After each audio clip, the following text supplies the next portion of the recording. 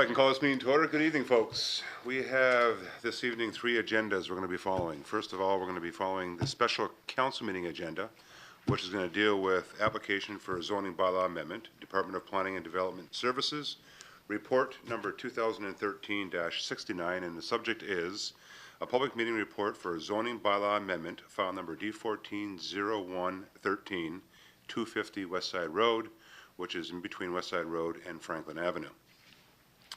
The second meeting agenda we're going to be following is our Committee of the Whole meeting agenda, which for the most part contains most, if not all, the agenda items that we'll be discussing this evening. And then finally, we will be following our council meeting agenda, which in fact ratifies the decisions made by committee, unless of course it's deferred. So with that, I'm going to call upon Councillor Yvonne Doucette for the prayer, and that'll be followed by Mr. Joe Longfellow for the national anthem. Councillor Doucette. Amen. Bonsoir Jésus. Nous voici réunis pour le bien de notre communauté. Donne-nous le courage de faire les décisions qui vont profiter nos citoyens, tous nos citoyens. Donne-nous le courage de discuter toutes les possibilités et d'écouter avec intérêt tous ceux qui viennent devant nous. Amen. O Canada, our home and native land, true patriot love in all thy sons command. Car ton bras s'est porté l'épée, il s'est porté la croix. Ton histoire est une épopée de plus brillants exploits. God keep our land glorious and free. O Canada, we stand on guard for thee. O Canada, we stand on guard for thee. Thank you, Joel. As always, well done. Thank you, Mr. Mayor. Okay, folks, let's get to work. First off, if we can confirm the agenda, please. Motion, please. Councillor Bodner, Councillor Kenny, questions or comments? All those in favor? Opposed? That will be carried. Are there any disclosures of interest? With none, we'll move on to the public meeting. Mr. Atch, she's all yours. Thank you, Mr. Mayor and Council. So tonight, public meeting under the Planning Act. The purpose of this meeting, pursuant to Section 34 of the Planning Act, is to consider an application to amend the City of Port Colborne zoning bylaw 1150/97/81 as amended. The proposed zoning bylaw amendment was initiated by Nunzio and Lucia Pinelli for the property legally known as Plan 67, Lot 1 to Lot 9, former township of Humberstone in the City of Port Colborne, Regional Municipality of Niagara, municipally known as 250 West Side Road. Oh, sorry, I have a PowerPoint.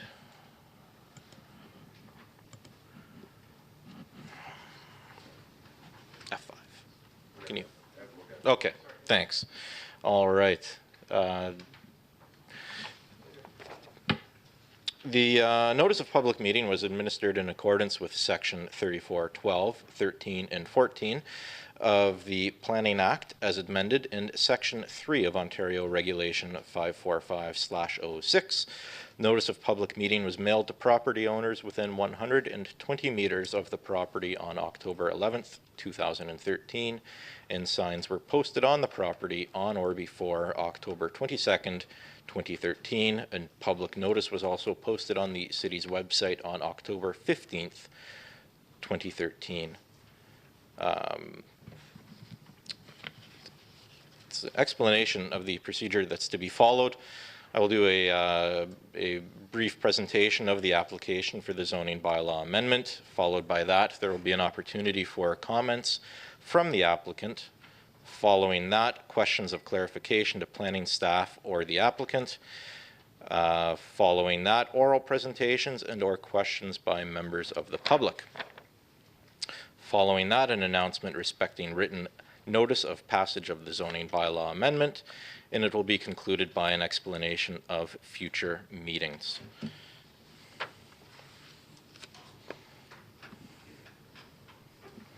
All right, the property is currently designated urban residential in the current official plan, which was adopted by council in 1980. The city's adopted official plan, but not yet in place, designates the property urban residential as well. And finally, the property is zoned R1, first density residential, in the zoning bylaw, and that's the feature that's being amended under this application. So the applicant's proposal is for 2 apartment buildings, and 1 semi-detached dwelling. So the zoning is proposed to be changed from the existing R1 first density residential to R3 third density residential to permit the semi-detached dwelling, and R4-374, 2 apartment buildings, special provision of the R4 fourth density residential zone, which will permit a 4-story 23-unit apartment building and a 5-story 29-unit apartment building. And finally, a corner of the property in the southwest corner is to be zoned neighborhood commercial for future development. And as a part of this development, Franklin Avenue will be constructed through to West Side Road at municipal standards. And the applicant has elected not to submit any of the supporting studies that have been requested for this application. I will also note, as council is well aware, that at the July 22nd meeting, the applicant had proposed a different site plan and a different schedule for the rezoning. I won't get into those details, but they're included in the public meeting report. So as discussed, the notice of public meeting was mailed to property owners within 120 meters. At the time of the report being written, staff had received no comments of the public. Since that time, though, we have received 3 letters from members of the public, which I will summarize, and I'll stress that they're considered equally as important, even though they were received after we had written the report. Andrea Boyder of 126 Franklin Avenue is opposed to rezoning, notes that the surrounding land uses are primarily first density residential. The rezoning will alter the aesthetic character and integrity of the area, as well as climate and atmosphere. Zoning should remain as is. Jean Simpson of 5 Woodside Drive is opposed to the rezoning, likes the existing wooded area, and has lived in the neighborhood for 51 years. If the rezoning is approved, the apartment buildings and commercial buildings will cause traffic and noise and general upset to the serenity. Zoning should remain as is. And finally, a letter from Kathleen George of 232 West Side Road is opposed to rezoning, concerns about the changing of the plans from the what was initially presented to council on July 22nd. If council does approve this, it should be site-specific so that nothing other than the building specified can be built. Kathleen George wonders if a traffic light will be needed at Franklin Avenue and West Side Road, noting that it is already difficult for homeowners along West Side Road to access their property without the backlog caused by a traffic light. The proposed development is out of scale and out of character with the existing single-family residential neighborhood, she believes. Noise, disturbances, overshadowing, and loss of privacy will be experienced by surrounding homes. Decreased property values and potential damage to property from construction breaking through the bedrock are also concerns.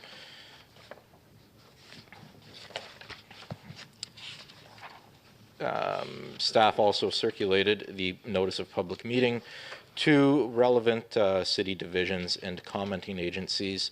At the time the report was written, we received 2 comments back. The building division states that if approved for any portion is granted, the blueprints and specifications must match the proposal, and no changes to the drawings will be allowed without all agencies approving these changes.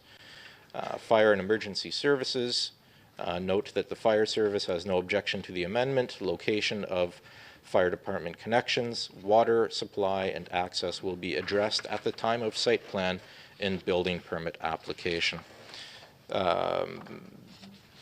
Subsequently, we received additional comments from the commenting agencies.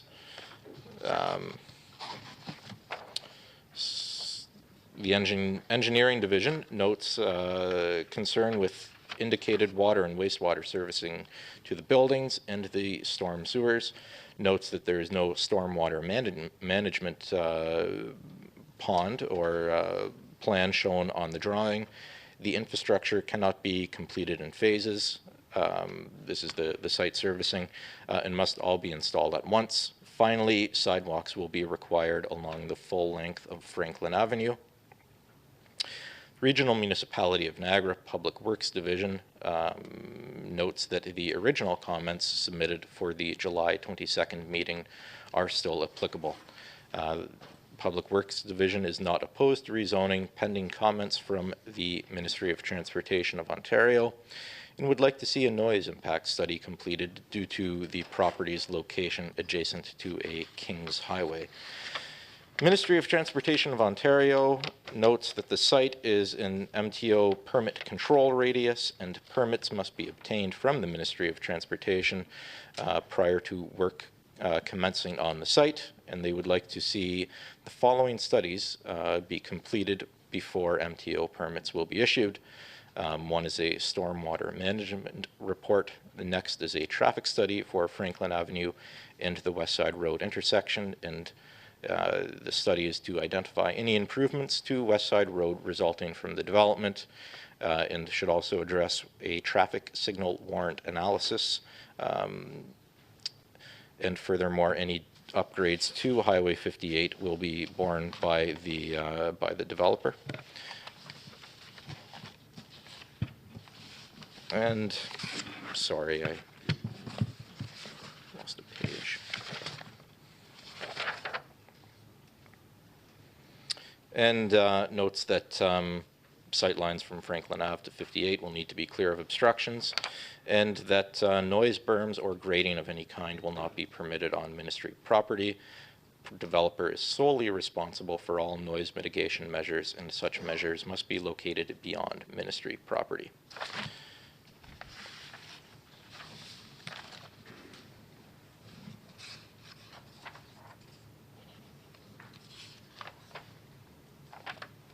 And I'll just scroll back up to the zoning map. Note that surrounding property owners are zoned, for the most part, R1 with some special provision, institutional lands to the north and shopping center commercial across Highway 58, West Side Road, and that being the Port Colborne Mall.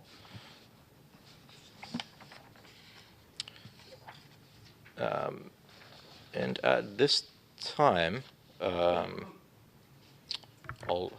obliged to read the following statement. If a person or public body does not make oral submissions at a public meeting or make written submissions to the City of Port Colborne before the proposed zoning bylaw amendment is approved, the person or public body is not entitled to appeal the decision of the City of Port Colborne to the Ontario Municipal Board. If a person or public body does not make oral submissions at a public meeting or make written submissions to the City of Port Colborne before the proposed zoning bylaw amendment is approved, the person or public body may not be added as a party to the hearing of an appeal before the Ontario Municipal Board unless, in the opinion of the Board, there are reasonable grounds to add the person or public body as a party. That concludes the synopsis of the application. We now move on to comments of the applicant, if the applicant or solicitor or agent should have any. Thank you, Evan. To the applicant, is there any comments you'd like to make? Come on up. Do you want to take the podium? Name, who you represent, and we can go from there. The floor is yours. Good evening, Mayor, members of Council, ladies and gentlemen. My name is Mike Lacey. I am pleased to be here to provide a brief summary of the proposed redevelopment known as West Franklin Developments. All questions in regard to this redevelopment we would like to have to be forwarded in writing to us to provide a response. If acceptable to Council and the City, these questions could be routed through the Planning Department as to allow all parties involved to view the response.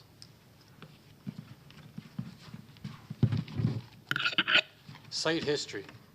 The land along with much of the surrounding lands was approved as a subdivision in 1956, consisting primarily of a single-family lots.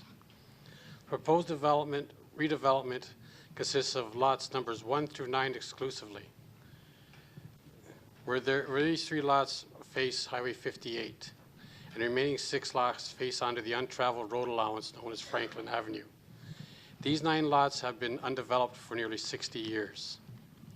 A recent survey in these lands has been conducted along with a complete topography map. This survey includes the location of hydro, sewer, water, and storm systems, Appendix A. You guys got these, I believe, earlier sent to you today? Okay. I have copies of this for the public as well, if they want them. Okay, redevelopment reasonings. Several of the surrounding neighbors have expressed an opinion to whether or not we should remain single-family density R1 or this proposed redevelopment. The reasoning for this proposed redevelopment is quite simple: economics. Since the concept of the original subdivision back in 1956, 3 primary factors are now driving this redevelopment. Road redesign. West Side Road has been reclassified from a simple municipal road to a regional road, then onto a 5-lane provincial highway, 58. At each stage, the reclassifications, new governing regulations were put in place. The current governing regulations now classify West Side Road as provincial highway under the control of the Ministry of Transportation. These provincial regulations resulted in a requirement of a 14-meter buffer zone between the proposed building and the highway. In addition, they restrict the type of driveway access to the property. Nothing other than a driveway access to single-family dwelling is permitted. Any multi-residential development, council, commercial or industrial, will require driveway access off Franklin Avenue only, as per the ministry. These regulations also require the ministry to comment on the proposed development along with the region. Road design. In the past 50 years, since original conception of the subdivision, the design requirements for roadways has undergone significant changes. All modern roadways within an urban boundary now require additional infrastructure, increased paved road width, concrete curbs, gutters, street lights, underground utilities, concrete sidewalks, just to mention a few. Development charges. Currently, both the city and the region require a payment of development charges on any form of new construction, whereas in the past, these development charges did not exist to the degree they currently do. An example, building a single-family dwelling on one of these existing lots, this development charge would exceed $22,000. See Appendix B. These 3 factors lead to the extremely high development cost per dwelling ratio, making the existing designation of single-density residential R1 economically unviable. The proposed redevelopment will lower the cost of dwelling ratio to be more economically, making the project viable. Proposed redevelopment. The redevelopment consists primarily of twin apartment buildings, one 5-story 29-unit building, A, a 4-story 23-unit building, B, with a secondary use of a convenience store complete with dwelling, second floor with a balance of the land containing a semi-detached dwelling and a single-family dwelling, as submitted to the City Council on October 2nd, 2013. The apartment buildings and convenience store constitute one single property with a semi-detached dwelling and single-family dwelling consisting of individual properties. The proposed redevelopment meets all current criteria of the existing City of Port Colborne's zoning bylaw as understood. Redevelopment agreement. In order for this redevelopment to occur, the existing untraveled portion of Franklin Avenue will require to be upgraded into a paved road. As we understand for the city, the expense of this upgrade is the responsibility of the developer. We, the developer, currently have one issue with paying for this upgrade connection with the southern properties and the future Parkwood Avenue. To alleviate this issue, we would require a pre-development agreement put in place to prevent any form of connection from southern properties or the portion connecting Franklin Avenue with the untraveled portion of Parkwood Avenue without providing financial reimbursement using a 1-foot reserve as a control measure. In addition, the inclusion of the time restriction to when these monies will be returned as requested. Particulars of this redevelopment agreement can be worked out on a future date. Site servicing. Upon initial review of engineering comments as provided on November 8th, 2013, generally these are acceptable with the exception of the requirement road being built in a single phase. A multi-phase approach to the construction of the roadway is more beneficial. Engineering comments have been sent out to our consultants. Alternative orientation. Our consultants reviewed and submitted proposal on the following comments in regards to building shading, internal traffic flow, and increased green space. To realign the front building A to a north-south orientation and decrease the height to 4 stories and increase the height of building B to 5 stories. In addition, redesign the parking lot to allow for improved traffic flow, provide pedestrian walkways between the buildings, and increase overall green space. As a result, these comments attached is a slightly revised layout, Appendix D. Studies. Traffic. Traffic study was done. I just handed one out tonight because we received it at 5 o'clock. Draft traffic impact study has been completed by Delcan. The study indicated that during peak morning and afternoon conditions, no significant increase in delays or flow will result from the proposed redevelopment of these lands. In addition, whether the proposed future intersection of Franklin Avenue and Highway 58 is signaled or not has no bearing on current and future traffic flow. Please note that the study was conducted on a different redevelopment plan showing 5 less apartment units. The final traffic impact study will reflect the proposed redevelopment and will have a minimal effect on the outcome. Noise and site servicing. The noise and site servicing studies are both currently being undertaken and we provide the Council City upon their completion. In summary, this proposal redevelopment fall within the provincial, regional, and municipal criteria for urban intensification and is classified a medium density development under the criteria. Upon review with our consultants and investors, it has been decided that the alternative orientation design shall be used moving forward as it does not deviate from original redevelopment concept for these lands as the alternative orientation has deemed from both the cost and design concept to be optimal. Thank you for your time and consideration regarding this development. Thank you. Thank you for your time. Mr. Hatch.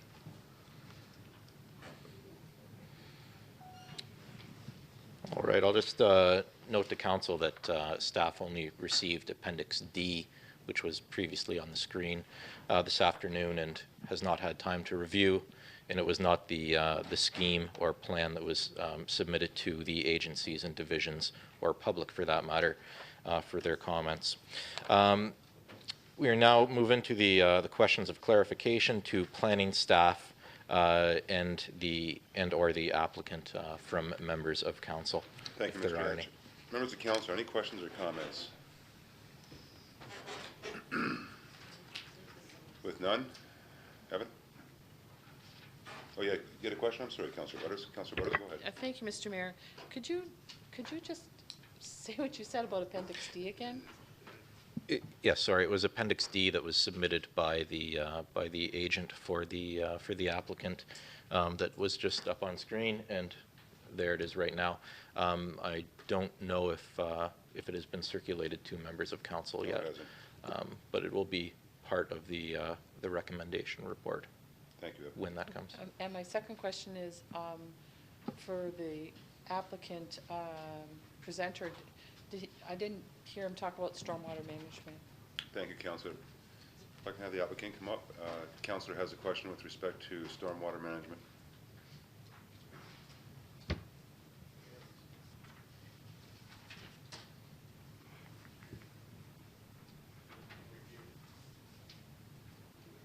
Nothing on it yet. It's still being reviewed. It's still being reviewed? Yes. Okay. Okay. Mr. Hanson, any comments? Mr. Mayor, we haven't seen any submission, as we made in our comments on stormwater management, traffic studies. None of the studies I've requested have been received today. Thank you, Mr. Hanson. Councillor, that's fine? It is. Any further questions from members of council? Mr. Hatch, floor is back to you. Go ahead. Okay, thank you. We now move on to oral presentation and or questions by members of the public. Thank you, Mr. Hatch. Are there any members of the public that would like to speak or have questions on this? Mr. Gaverluck, come on up.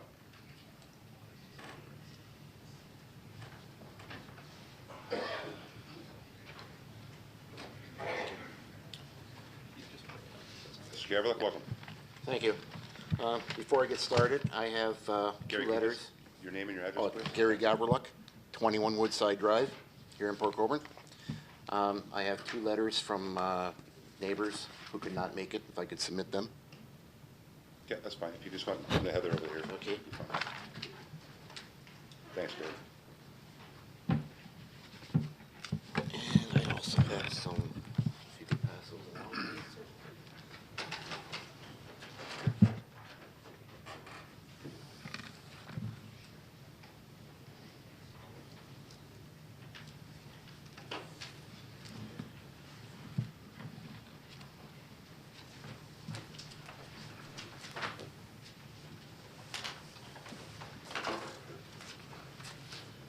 Thanks, Bob.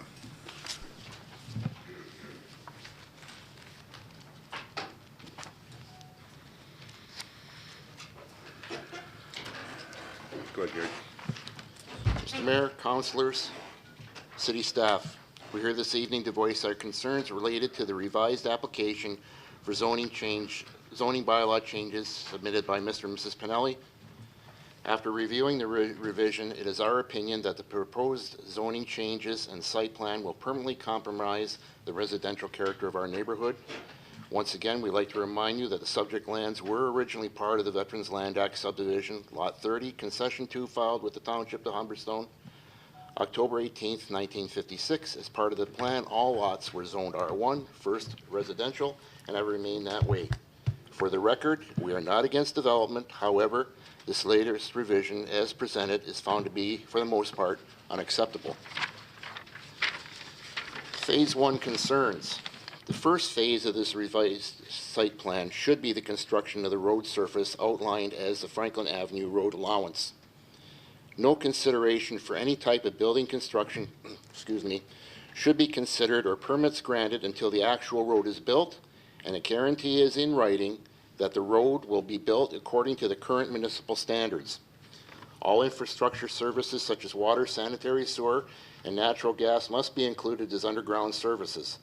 Storm sewer services are already in place but may require modifications as per a final site plan approval. Referencing the revised site plan, you will note that the applicant does show the complete extension of water services.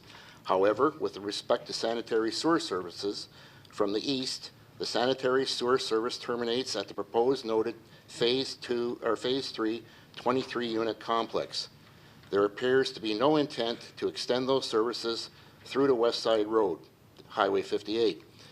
We believe that this would be in contravention of the municipal standard and would be a detriment to any future development of the land south of the subject road allowance. Phase 3, the 29-unit complex sanitary connection is at West Side Road, Highway 58. To the east, the sanitary connection is only a partial extension coming from the intersection of Woodside Drive and Franklin Avenue. And that can be seen in the next slide. Terminates at the east here to the first apartment building, and then access for sewer hookups off of Highway 58. There is no throughput of the storms or the sewer system through the road allowance. Next slide, please. Intersecting of adjacent roads. Consideration must be given as to how the Franklin Avenue road allowance intersects the adjoining roads. At the east, Woodside Drive. To the west, the intersection of West Side Road, Highway 58, which would require a controlled intersection. And at the intersection of the proposed road allowance as per the original VLA, Veterans Land Act site plan, Parkwood. Catch basins are already in place at that intersecting point. Next slide, please. And you can see the three intersecting points: Woodside Drive, the extension of Parkwood that comes in behind all our lots on Woodside, and at West Side Road. Now, referencing Phase 1 of the current revised site plan. As noted, Phase 1, R1, first density residential. Proposed 1.5-story single-family dwelling. For the most part, there is no objections as stated on this latest site plan revision, as it remains R1. Provisions must be in place to stipulate that the road allowance is fully completed to the current municipal standard prior to permits being issued for the home to be built with site plan and architectural controls in place. However, there may be some concerns with the proposed setback of the single-family dwelling as shown in this revised site plan. As you can see, it's quite forward in relationship to the adjacent house to the east.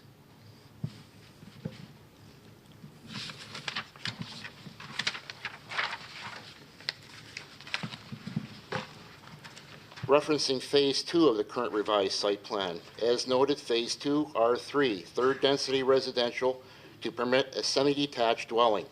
Proposed 2-story semi-detached building. As per our previous objections presented at the public information meeting July 22nd, we find the request to change this specific location noted on a revised site plan to be unacceptable and not in keeping with the residential character of our neighborhood. The proposal suggests 1 2-story building. Based on the rock structure being in such close proximity to the ground surface, it is our opinion that a 2-story dwelling will not work. Given that the exposure to the bedrock is within 2 to 3 feet, a 2-story home would look like a 3-story home, which would upset or not blend with the character of the neighborhood. Buildings should be limited to R1 single-family, single-story, or back-split type buildings, brick face with attached garage, with site plan and architectural controls in place. And this is the proposed section there. Phase 3 concerns. Referencing Phase 3 of the current revised site plan. As noted, Phase 3, R4 density residential to permit a 4-story 23-unit apartment building and a 5-story 29-unit apartment building.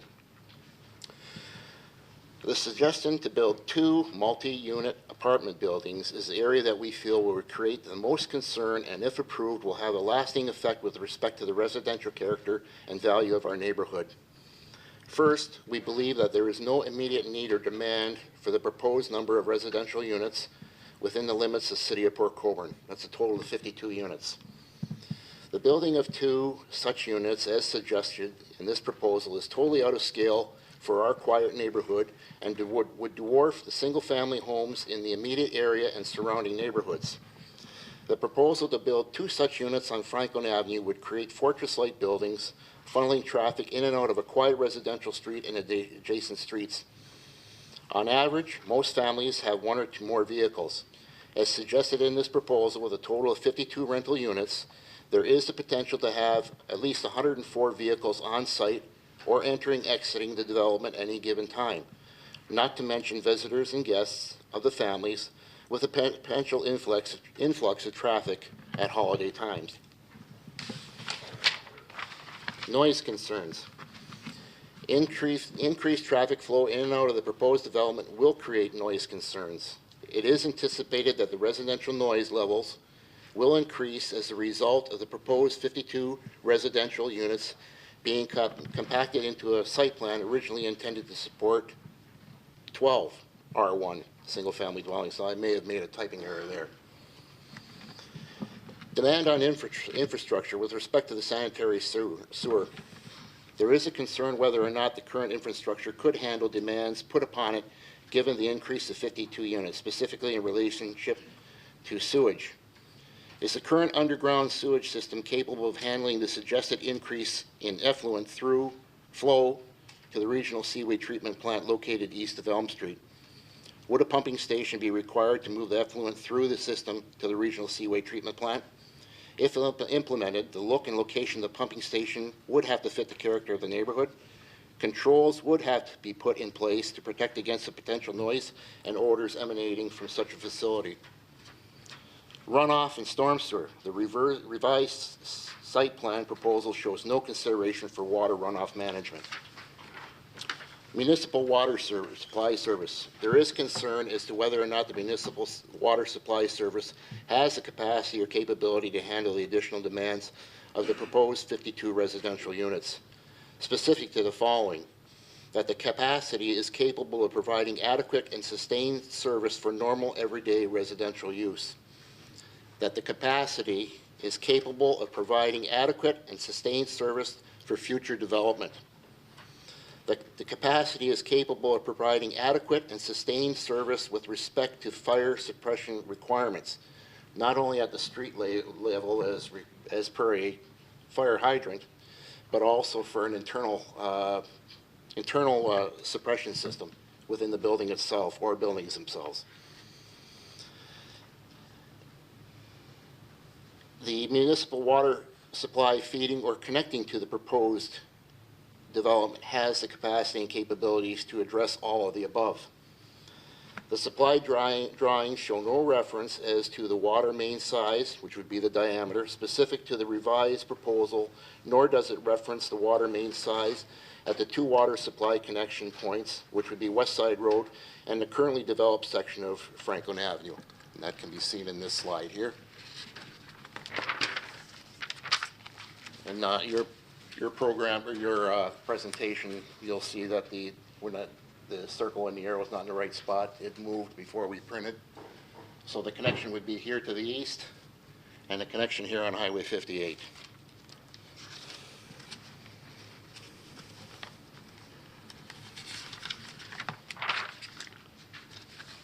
Phase 3 concerns continued. Garbage, recycle management, and pickup. Will the region service development, or will the applicant be required to provide a central station for the residents to drop off their garbage and recyclables? Will a private waste management type contractor be required to manage and remove waste and recycle from the site? What type of enclosure will be required? Where and how should it be located? What frequency of pickup or clean out of the station would be required?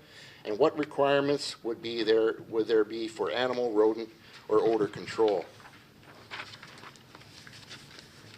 Property value concerns. As you are aware, our neighborhood and surrounding neighborhoods consist mainly of ranch-style single-family homes. A lot of pride and investment has been put into each of our homes. Recent purchasers of properties in the neighborhood were aware at the time that their purchase that subject vacant lands could be developed as R1 as per the original VLA site plan, as this was the only official site plan on record. There is a perception that this proposed type of development will have a negative impact on resale values of the neighboring properties in the immediate and surrounding neighborhoods and put in jeopardy any individual investments made to those properties. And that's the subject lands there.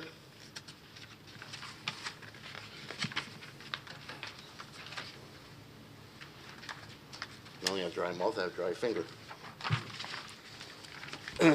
Referencing Phase 4 of the current revised site plan. Phase 4 concerns, NC, neighborhood commercial for future development. We feel that the application to change the zoning from R1 to NC neighborhood commercials is not acceptable and should remain R1. It is our opinion there is no need for additional commercial property, as this will be a duplication of businesses already established in the area. It is our opinion that there is no need for additional commercial property given the fact that there are a number of vacant commercial properties in the area and within the city limits. Therefore, we submit that the zoning designation for this lot, as per the revised site plan, remain R1. And that's the subject lands here adjacent to Franklin Avenue and Highway 58. Addressing the revised Phase 1, 2, 3, and 4 proposed changes. In keeping with the residential character of our neighborhood and in opposition to the revised application for the suggested zoning changes, we submit the following. 1, that site plan and architectural controls be in place that are consistent and in keeping with the residential character of the neighborhood. 2, that a form letter or line of credit be attached to complete unfinished work specific to the site plan, roads, and to any unfinished buildings. 3, that no property building permits be issued until the Franklin Avenue road allowance is fully developed and completed to the current municipal standard. Specific to Phase 1, as per the revised site plan, that it remains R1 residential and that no permits be issued until Franklin Avenue road allowance is completed to the current municipal standard. 5, specific to Phase 2, as per the revised site plan, to change current designation from R1 first density residential to R3 third density residential, which would permit the building of a semi-detached dwelling. We are requesting respectfully that this motion be denied and that the R1 designation remain intact. Number 6, specific to Phase 3, as per the revised site plan, to change current designation from R1 first residential designation R4 fourth density residential, fourth density residential in order to permit the building of a 4-story 23-unit apartment building and a 5-story 29-unit apartment building. We are requesting respectfully that the motion be denied and that the R1 designation remains intact. Number 7, specific to Phase 4, as per the revised site plan, to change current designation from R1 first density to NC neighborhood commercial for future development. We are requesting respectfully that this motion be denied and the R1 designation remains intact. Thank you, Mr. Gavila. Thank you. Members of council, are there any questions or comments of the presenter? Councillor Kenny. Thank you, Worship, through you. Mr. Gavelock brings a very good presentation, so thank you, Gary, for bringing that forward to us. And he brings up, again, a point that Councillor Butters brought up in regards to the revised site plan shows no consideration for the water runoff management. Why are we even considering this then? Thank you, Councillor. Is it incomplete? Is it an incomplete document is what I want to know. Mr. Hanson? Through you, Mr. Mayor, Councillor Kenny, these are all documents, studies that we've requested as part of the development. The problem we see so far is that it's a bit of a moving target in determining what the actual development is. It keeps changing. We've seen many iterations of this development. This is a new change that we're seeing in front of us tonight. So in order to determine the infrastructure that's needed for a development like this, including all the roads, the sewer, the water, everything else, you have to determine what the final development is going to look like. You have to have it rezoned. And then in the site plan process, we can make the proper determination on what the servicing requirements are for the development. We're not at that stage. We've never seen a stormwater management study. We haven't seen a traffic impact study. We haven't seen a final site plan. We haven't seen a noise study. All these studies determine the final comments that are made on this type of development. But it keeps changing. That's the problem. Thank you, Mr. Hanson. Mr. Aquilina, any comment? Thank you, Mr. Mayor. As mentioned by Mr. Hanson, I echo those same comments. Unfortunately, we have not received any supporting study for this application. Requests have been made. There was promises made by Mr. Pinelli when we would receive these, indicating that they would be received prior to this meeting. We have received nothing. Thank you, Mr. Aquilina. Councillor Kenny? Thank you, Worship. So with all due respect, Mr. Gavelock, and there's many from the residents from that area, Councillor Dench and I have received many calls in regards to this development because it is incomplete. It keeps coming forward to us with nothing for us to even make a decision on. So I don't know why it's in front of us. Until we get some concrete information from this developer as to what he really plans for that area, I will never support it because I don't have enough. I have residents in that area who, as Mr. Gavelock says, is a single family residential area. And now he's throwing all this stuff in. Some of the questions Mr. Gavelock asked is, do we even have water supply services or a capacity to handle that or storm? We don't know any of that. So I think it's an incomplete application and in my opinion should not be in front of us. Thank you, Councillor Kenny. Any further comments or questions? With none, thank you, Mr. Gavelock. Just one thing, since there are so many people here, if I could ask my group to just stand up so that council knows how many came here tonight. Well, thank you for your time this evening, folks. Thank you for the time. Thank you, Mr. Gavelock. Mr. Hatch, the floor is back to you. Okay, thank you. Assuming that there's no additional questions or oral presentations from the public, now move on to the next section, announcement respecting written notice of passage of the zoning bylaw amendment. Again, I'm obliged to read, if you wish to be notified of the approval of the zoning bylaw amendment, you must make a written request to the clerk. Only those persons and public bodies that give the clerk a written request for the notice of passing of the bylaw will be given notice. In addition to that, all residents within the 120-meter buffer around the property who received the notice of public meeting will also be receiving a notice of decision. And furthermore, there's an attendance sheet or a sign-in sheet that's being passed around specifically for this issue that any residents that want to sign may sign, and we will again be mailing a notice of decision when that time comes. Concluding that to the final part of the meeting tonight, an explanation of future meetings. This concludes the public hearing under the Planning Act. The proposed zoning bylaw amendment will be placed on Council's agenda at a future meeting. Thank you, Mr. Hatch. Well done. What was that, your third one? Second one? I'm not counting anymore.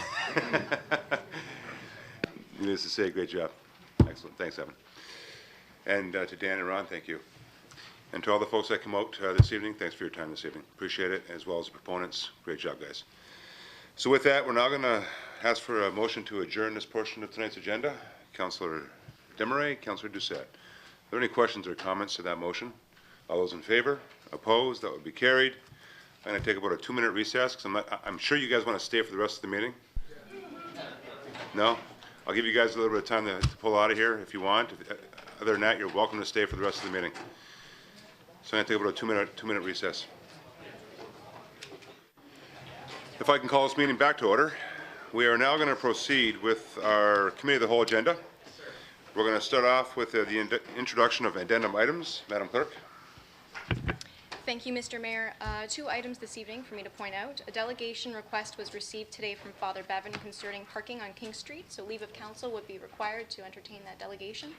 In addition, a number of delegates are registered to speak this evening concerning item 1 on your agenda. However, 2 delegation requests were received after the deadline, those being from Mike Dable and Karen Faragalli, so a motion of leave would also be required to hear those delegates. Members of Council, I'm going to take a leap of faith here and just cut right to it and deal with those 2 items now.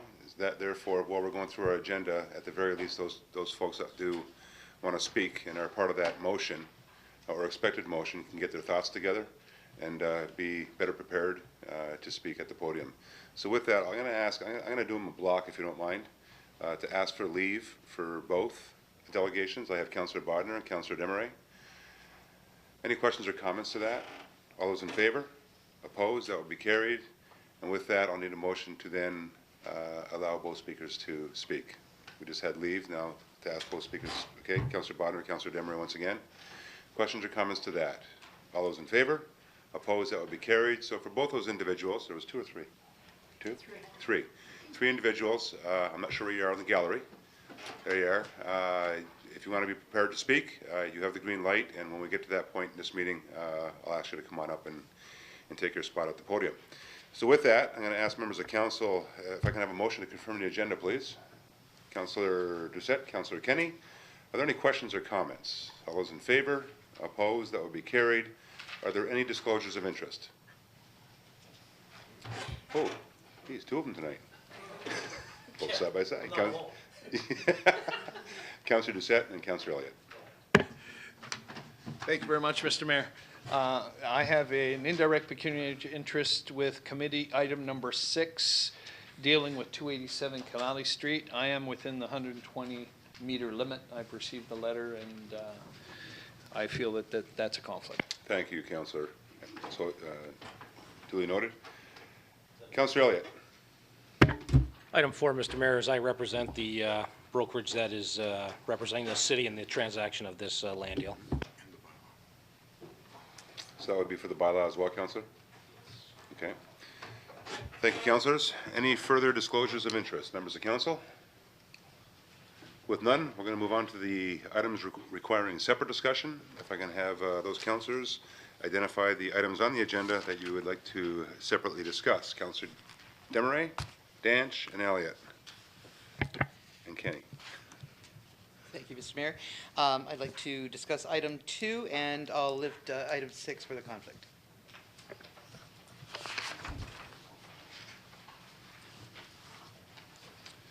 Councillor Danch. Item 1. Councillor Elliott.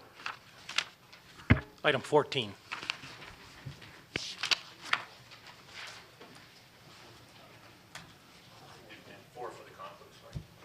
Okay. You want to take that one, Frank? Councillor Kenny. Thank you, Your Worship. Items 16 and 19. Thank you.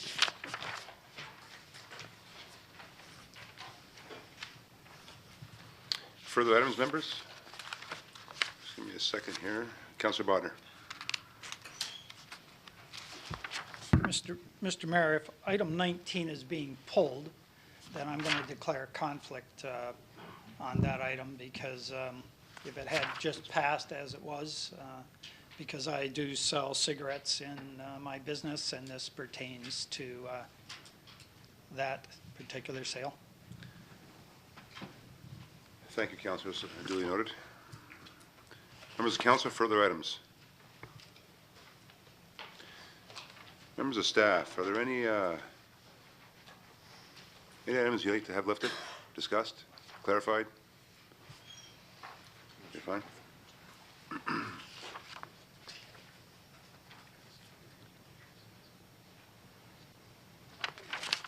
Okay, we'll now move on to the remainder of the items. Members of council, I need a motion to approve the remainder of the items that aren't lifted. Councillor Bodner, Councillor Kenny, are there any questions or comments to those items? All those in favor? Opposed? That will be carried. We have one presentation this evening. I'm going to consider Father Bevan. Where are you, Father Bevan? Father Brian. He's not here. Is Deacon Bill here? He was. Okay, so that leave of council was unnecessary. And the other two delegations were pertinent to the reconsideration? Okay, good. So with no presentations, no delegations, I'm going to move on to my report. Just a short report this evening, folks, because we do have a lot to deal with. I just wanted to give appreciation to all those that showed up yesterday to both cenotaphs, but one at Cedar Bay as well as that one at the one at H.H. Noel Park. And I have to say that, and as I said yesterday at the Cenotaph, I was extremely, extremely proud of the fact that not only the regulars showed up, and of course the folks of our age, but most importantly, quite frankly, were the youngsters. We had a lot of school children show up from many schools throughout the city, Oakwood, Steele Street, many more. And I shouldn't have mentioned them because I'm going to forget some, but I'll just say all the schools. Throughout the community elementary, plus we had Lakeshore Catholic there, we had Colborne High School there, and I have to say, they get it. They do in fact get it. In speaking with Portal Village on Saturday and Northland Point on Saturday, I read different poems from the kids that afforded me the opportunity to read their poems at the different facilities, including the Cenotaph on Monday. And you can see that they do in fact get the fact that their remembrance, and it was evidenced by the poems that I had received and read. The one read at the Cenotaph yesterday by Tessa Cosby, and of course the attendance, as I mentioned, by the many children, and of course the cadets. We can't forget about the Air Cadets. They spent the entire night at the Cenotaph, holding vigil at the 4 points of the Cenotaph. The entire night. They got there early on in the evening and spent the entire night until the Remembrance Day ceremonies. And as I said yesterday, this is in fact, folks, the legacy afforded to us by those that gave the ultimate sacrifice. A nation of all ages that came together to celebrate the foundation of our future in a country that was built by our veterans.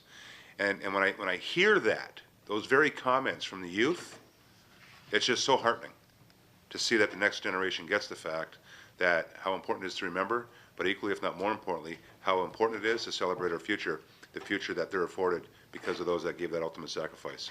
So I wanted to mention that here this evening, because I was just so darn proud as the mayor of the community to see not only the attendance that came out yesterday in the blistering cold, by the way, because the winds off Lake Erie were just overwhelming and cold, but especially the youngsters that came out and braved the conditions. So hats off to everyone, particularly the youngsters that came out and really, with the entire community, not only remembered, but also celebrated the future of which we've been afforded as a community, as a nation, by those so many that gave the ultimate sacrifice.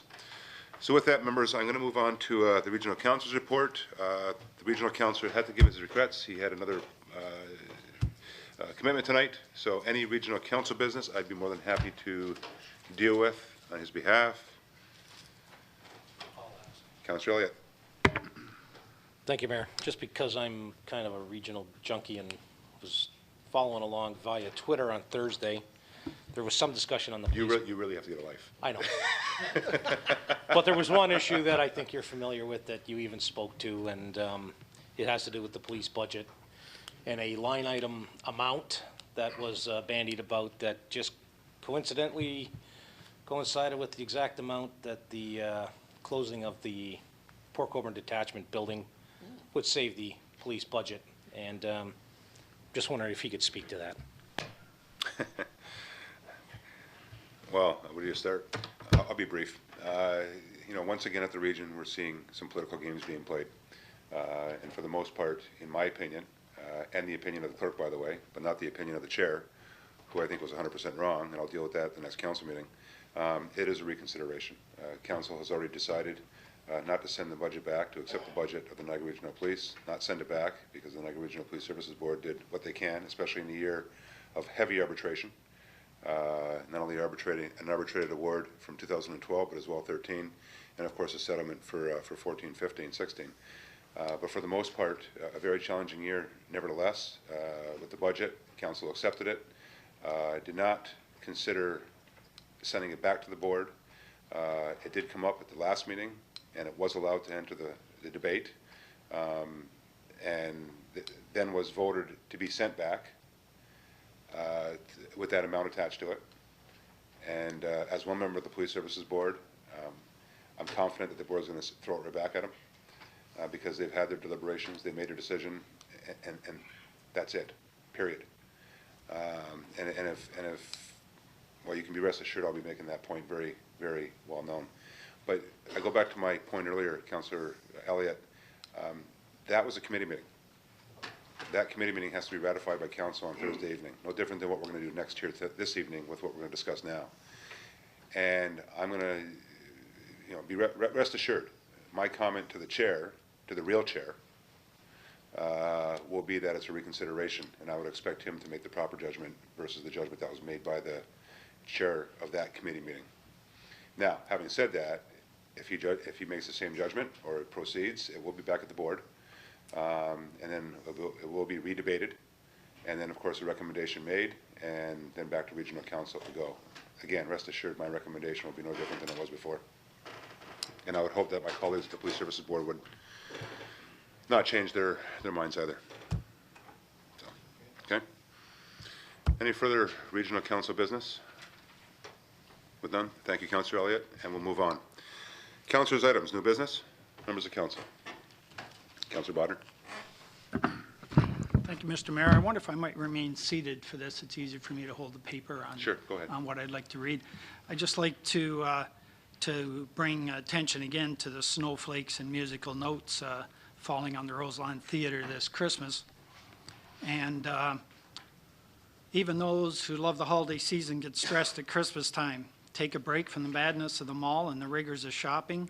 Reward yourself with a relaxing afternoon of live Christmas music brought to you in 3 wonderful performances. Can there be a better gift at Christmas than a Sunday matinee of great music with all of your family and friends? No, not when it's the classic Toronto All-Star Big Band reprising the golden age of the big band era. Not when it's Street Haven and the Toronto Women's Homeless Choir telling their stories in song.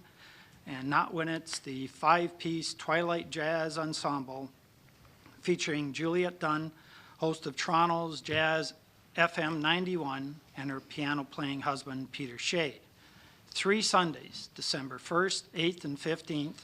3 matinees that allow for a family brunch beforehand or a dinner with friends at a number of Port Colborne's great restaurants.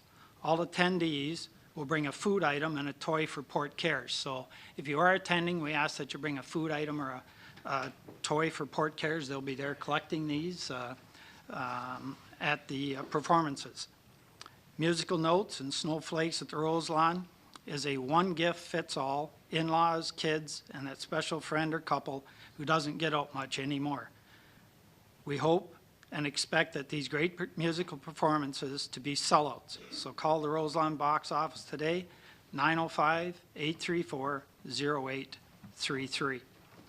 And Mr. Mayor, there is already pretty good sales on the big band and reasonable sales on the other 2.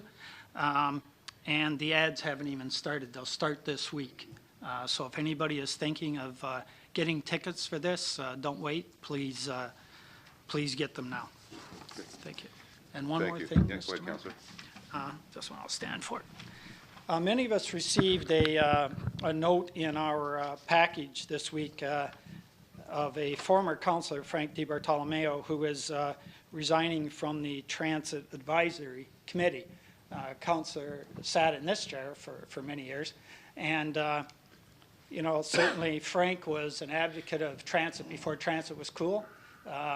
He suffered through a lot of years, I know, before I even got on council and while I was there, hammering the need for transit.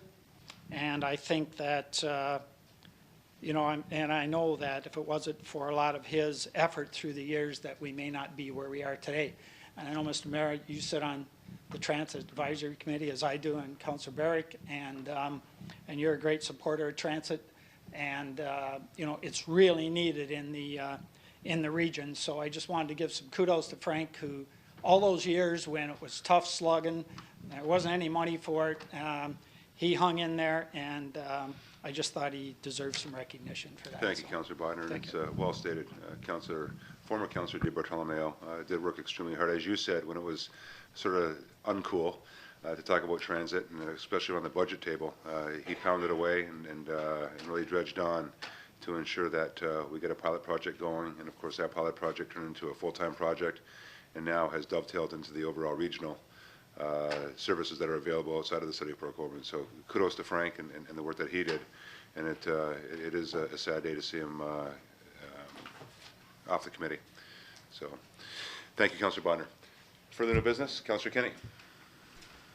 Thank you, Your Worship. Some of us received, or probably most of us received, an email this week from one of our businesses in Port Colborne, Raw Materials Company. which was established in 1985 to meet the demand of recycling batteries. This company employs about 42 full-time employees, and now there's a new program being established that is going to harm this company called Orange Drop. It's through the government being established. So if it's possible, I'd like to bring a resolution for this evening, if I may, in regards to that. It's whereas... Councillor, if I can just interject Sure. for a sec, I apologize. Members of council, Councillor Kenny wants to introduce a motion If I today, can. and she, pardon me? If I can. do it. Yes, you Mm-hmm. can, I hope. I hope. And she does not want to go through notice of motion, so therefore we need leave of council. Ashley just loves when we do this, don't you, Ash? If I can have a mover and seconder for leave, Councillor Elliott, Councillor Doucette. Are there any questions or comments to that motion, members? All those in favor? Opposed? That will be carried. Councillor Kenny, the floor is yours. Thank you. This is that the company is like Raw Materials Company Inc. and it says, whereas RMC is currently the only battery recycler in North America that can recycle more than 80% of each battery into materials that can be reused in manufacturing, and it was selected to do that in Ontario on this basis. And whereas operating under Orange Drop, RMC has built a battery collection network of over 3,000 collections, sites that include curbside, multi-residence buildings, schools, retail outlets, hospitals, municipalities, IC sector, government facilities, NGOs, and more. And whereas as a result, Ontario is on track to hitting in 2013 provincial targets of 25% single-use battery recovery. The increase in battery recycling in Ontario from a low 6% has been achieved in less than 3 years. Ontario now enjoys the highest single-use battery recovery rate in North America. Ontario will collect and recycle 45% of single-use batteries by 2016. Now that whereas Ontario's battery recycling success is based on the concept of extended producer responsibility, where battery manufacturers must pay into a stewardship fund for the collection and recycling of batteries. This funding is paid out to battery collectors, haulers, and recyclers as a financial incentives to encourage battery recycling. Now therefore it be resolved that the Council of the City of Port Colborne encourage the Ministry of Environment to recognize that Ontario's environment, its consumers, as well as Port Colborne's economy, will be harmed if Call 2 recycling program is approved by Waste Diversion Ontario on December the 4th, 2013, and request that the Ministry of Environment ensure battery recycling in Ontario continues to be based on sound recycling standards and ensure batteries are recycled back into reusable commodities and not disposed of through incinerator or a smelter, and request that any decision made by the Ontario Ministry of Environment or Waste Diversion to alter or change the operation of battery recycling in Ontario consider the environmental, economic impacts of such changes, and that the proposed changes result in an environmental and economic outcomes that are equal or better to those being delivered by the Orange Drop program today. Thank you, Councillor Kenny. Do I have a seconder to that recommendation, please? Councillor Doucette. Are there any questions or comments to that recommendation? If I may, Councillor, can I just add to the end of the recommendation that this resolution be forwarded to all municipalities throughout the Niagara region for their support, as well as the regional municipality of Niagara? That's fine? Yeah. Ashley? Good. Did you write all that down? No questions or comments, members? All those in favor? Opposed? That will be carried unanimously. Thank you. We'll now move on to other Councillors' items, new business. Thank you, Councillor Kenny, by the way. Great job. With no other new business, members of staff, any updates? Anything you want to bring forward? Dan, I thought you had that half-an-hour update you wanted to give. No? Pass? Bob, you okay? You okay? Yes, sir. Okay, and we'll move on to the adoption of the minutes. Members, I do have a set of minutes here from the 24th meeting regular of Committee of the Whole, dated October 28, 2013. Come, mover and seconder, please. Councillor Kenny, Councillor Danch, questions or comments? All those in favor? Opposed? That will be carried. We're now going to move on to items requiring discussion. We're going to start off with item 1. Councillor Danch. Notice of motion, Councillor Danch, re-motion to reconsider council's decision regarding the zoning bylaw amendment for Birdie golf carts. That council decision on the matter of the, sorry, one sec.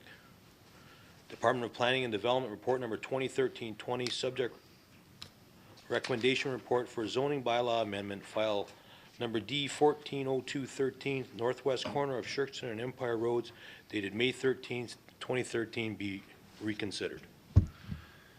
Thank you, Councillor. Do I have a seconder to that, please? Councillor Elliott. There's, now, Councillor, members of Council, there's no debate on this, but I am going to allow Councillor Danch to make a brief comment on why he's bringing it back for reconsideration. It's because I'm lonely and I wanted all these people to come out and see us. Now, the reason I brought it up, and I was talking with a couple of the councillors and whatnot, and I understand you people love where you live, and I kind of like my place where I live, and there are changes that go on. Last month in the city of Port Colborne, we had for building permits, we had 2 garages, 1 house, and 1 pole barn. That doesn't pay for a lot of things that go on in the city. We need to bring in new business. I know you people out there in Shirkston aren't happy. I got a couple personal messages. I guess that's part of the game, but new business is what it's all about, and new commercial business is important. I mean, we've got you people on this side of the field that say, no, we don't want you. We got these guys over there saying, like, boy, I really do need a job, and I'd like to be able to feed my family and friends. So I kind of do feel bad for both sides of it, but that's why I brought it up. So I don't know. I mean, all we can do is try and try to keep everyone happy, and obviously it's not working, but we do try. Thank you, Councillor Danch. With that, members of council, there is a reconsideration vote on the table. Moved and seconded. Moved by. Sit down. Sit down. Sit down. We have a mover. We have a mover and seconder. Councillor Danch and Councillor Elliott. There is no debate. There is no comments. I apologize, but there's no comments. And with that, I'm going to ask for the vote. Now, just to give council some background, if the motion is supported, which is a yes vote, then we're going to move on to then accept the motion, and the motion will be brought back on the table. And with that, we will allow delegations, and we do have a list of delegations here. And with that as well, a debate will follow, and a vote will be brought forward. If the motion is lost, you vote no for reconsideration. No further action will be taken. Okay, so that's understood? Okay, and Butch, once again, I apologize. Procedural bylaw doesn't allow anybody to speak, nor councillors to debate or to ask any questions. It's a reconsideration. If the reconsideration does... If there's a conflict of interest, then it's up to if there's a conflict of interest, if a member of council has a conflict of interest, it's up to the member of council to declare that. Okay, based upon their own legal counsel, not someone's urging. Okay. No, but if he's not under the understanding. That's his or her responsibility. But if he doesn't know, if he sells the same product as us, we fight for the same. That's his or her responsibility. To know that. To know that and to declare it. Okay. Thank you. Members of council, I'm going to call the question. All those in favor of the reconsideration? All those opposed to the reconsideration? The vote to reconsider is lost. Thank you.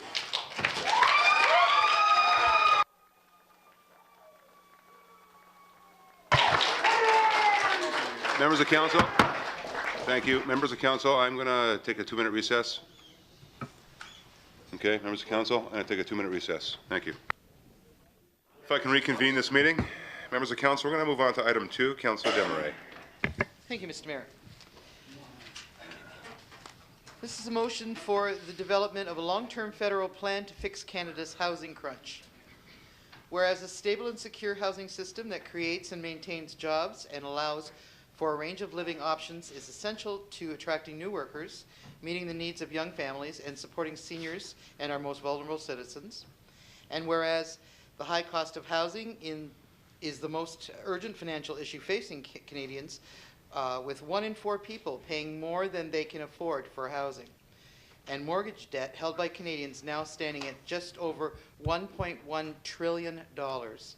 And whereas housing costs and, as the Bank of Canada notes, household debt are undermining Canadians' personal financial security while putting our national economy at risk, and whereas those who cannot afford to purchase a home rely on the short supply of rental units, which is driving up the rental costs and making it hard to house workers in regions experiencing strong economic activity, and whereas an inadequate supply of subsidized housing for those in need is pushing some of the most vulnerable Canadians onto the street, while $1.7 billion annually in federal investments in social housing have begun to expire, and whereas coordinated action is required to prevent housing issues from being offloaded onto local governments and align the steps local governments have already taken with regard to federal, provincial, territorial programs and policies, and whereas the Federation of Canadian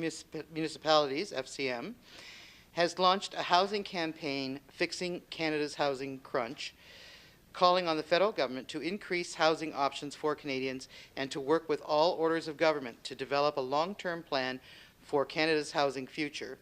And whereas FCM has asked its member municipalities to pass a council resolution supporting the campaign, and whereas our community has continuing housing needs that can only be met through the kind of long-term planning and investment made possible by federal leadership, now therefore the Council of the Corporation of the City of Port Colborne resolves as follows: that the City of Port Colborne endorses the FCM housing campaign and urges the Minister of Employment and Social Development to develop a long-term plan for housing that puts core investments on solid ground, increases predictability, protects Canadians from the planned expiry of $1.7 billion in social housing agreements, and ensures a healthy stock of affordable rental housing for Canadians, and further that a copy of this resolution be sent to the Minister noted above, to the Provincial Minister of Municipal Affairs, to Malcolm Allen MP, and to the FCM, and to the Association of Municipalities of Ontario. Thank you, Councillor. Do I have a seconder to that recommendation, please? Councillor Danch, are there any questions or comments? Councillor Demery, it's your notice of motion. You have the floor. Thank you very much again, Mr. Mayor. As we've talked about housing many times on several of the committees that I sit on, the Seniors Committee in particular, and I've brought to this council the need for housing, and we've spoken to Regional Councillor Barrick about Niagara Regional Housing. We know that it's in short supply. We know that we're seeing the effects of this crunch right now, and I see this as one big step to fixing the crunch. It's not going to happen overnight, and certainly more steps are needed, but I think this is a very good start, and I think it's important that we support this and move it through other municipalities. Thank you, Councillor. Any questions or comments further to this recommendation, members? With none, all those in favor? Opposed? That would be carried. Thank you, and thank you, Councillor Demery.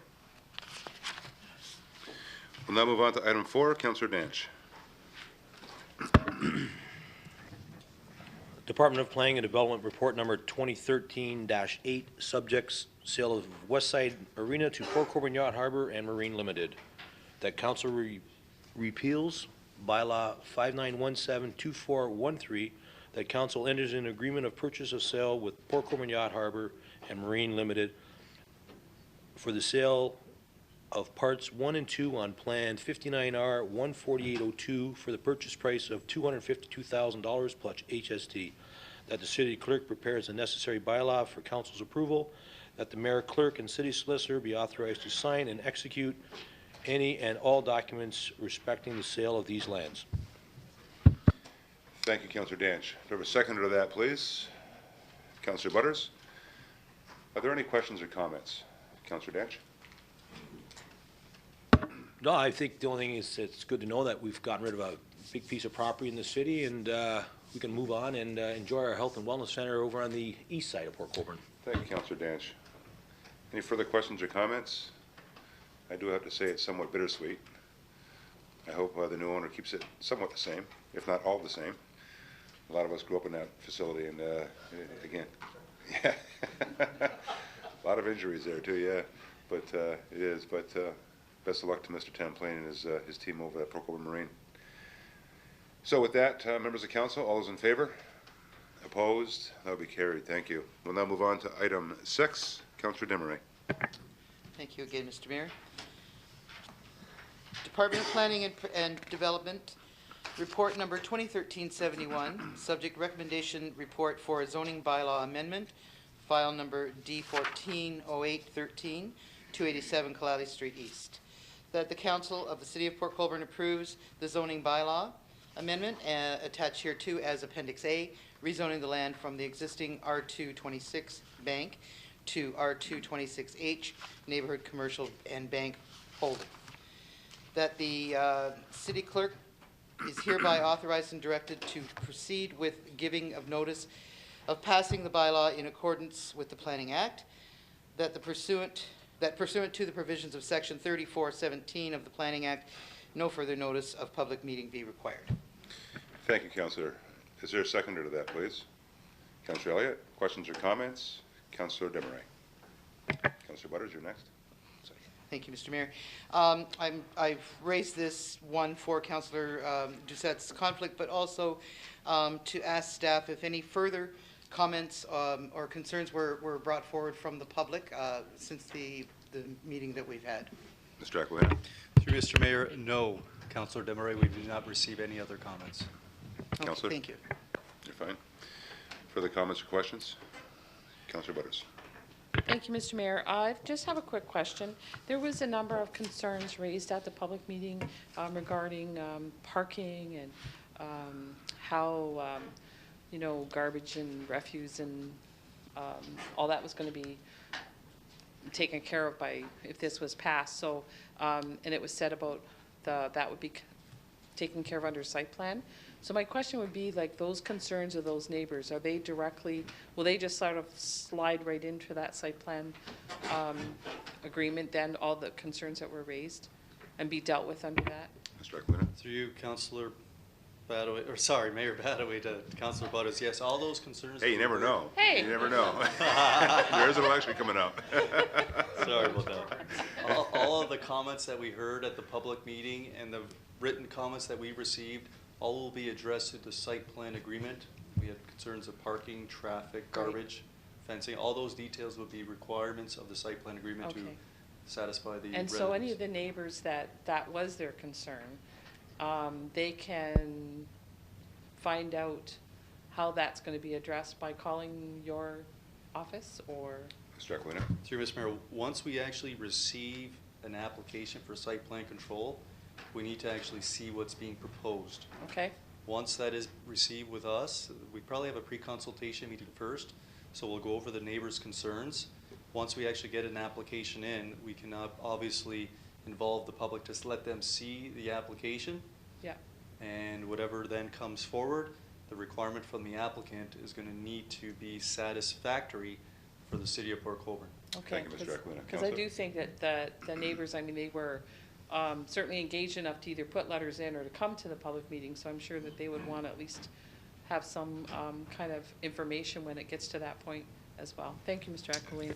Thank you, Mr. Aquilina. Thank you, Councillor Butters. Mr. Howe. Worship, just a quick explanation too about process. We heard loud and clear about making sure that people are aware of when a report's coming to council for consideration. The planning department has initiated a process now whereby a letter will be sent to property owners who've registered. And all it's doing is telling them that it's coming to this meeting date and you can get a report on Thursday. It will add pressure to get for the agenda, but however, we're trying to provide, this is above the Planning Act, Your Worship, we're trying to make sure that that people aren't blindsided at all. We don't want that to happen. So we're trying to fix this up more. Thank you, Mr. Thank Howe. Planning. Thank you. Further questions or comments, members? Your pleasure to the motion. All those in favor? Opposed? That will be carried. Thank you. We'll now move on to item 14. Councillor Elliott. Thank you, Mayor. You're welcome. I'll get to it.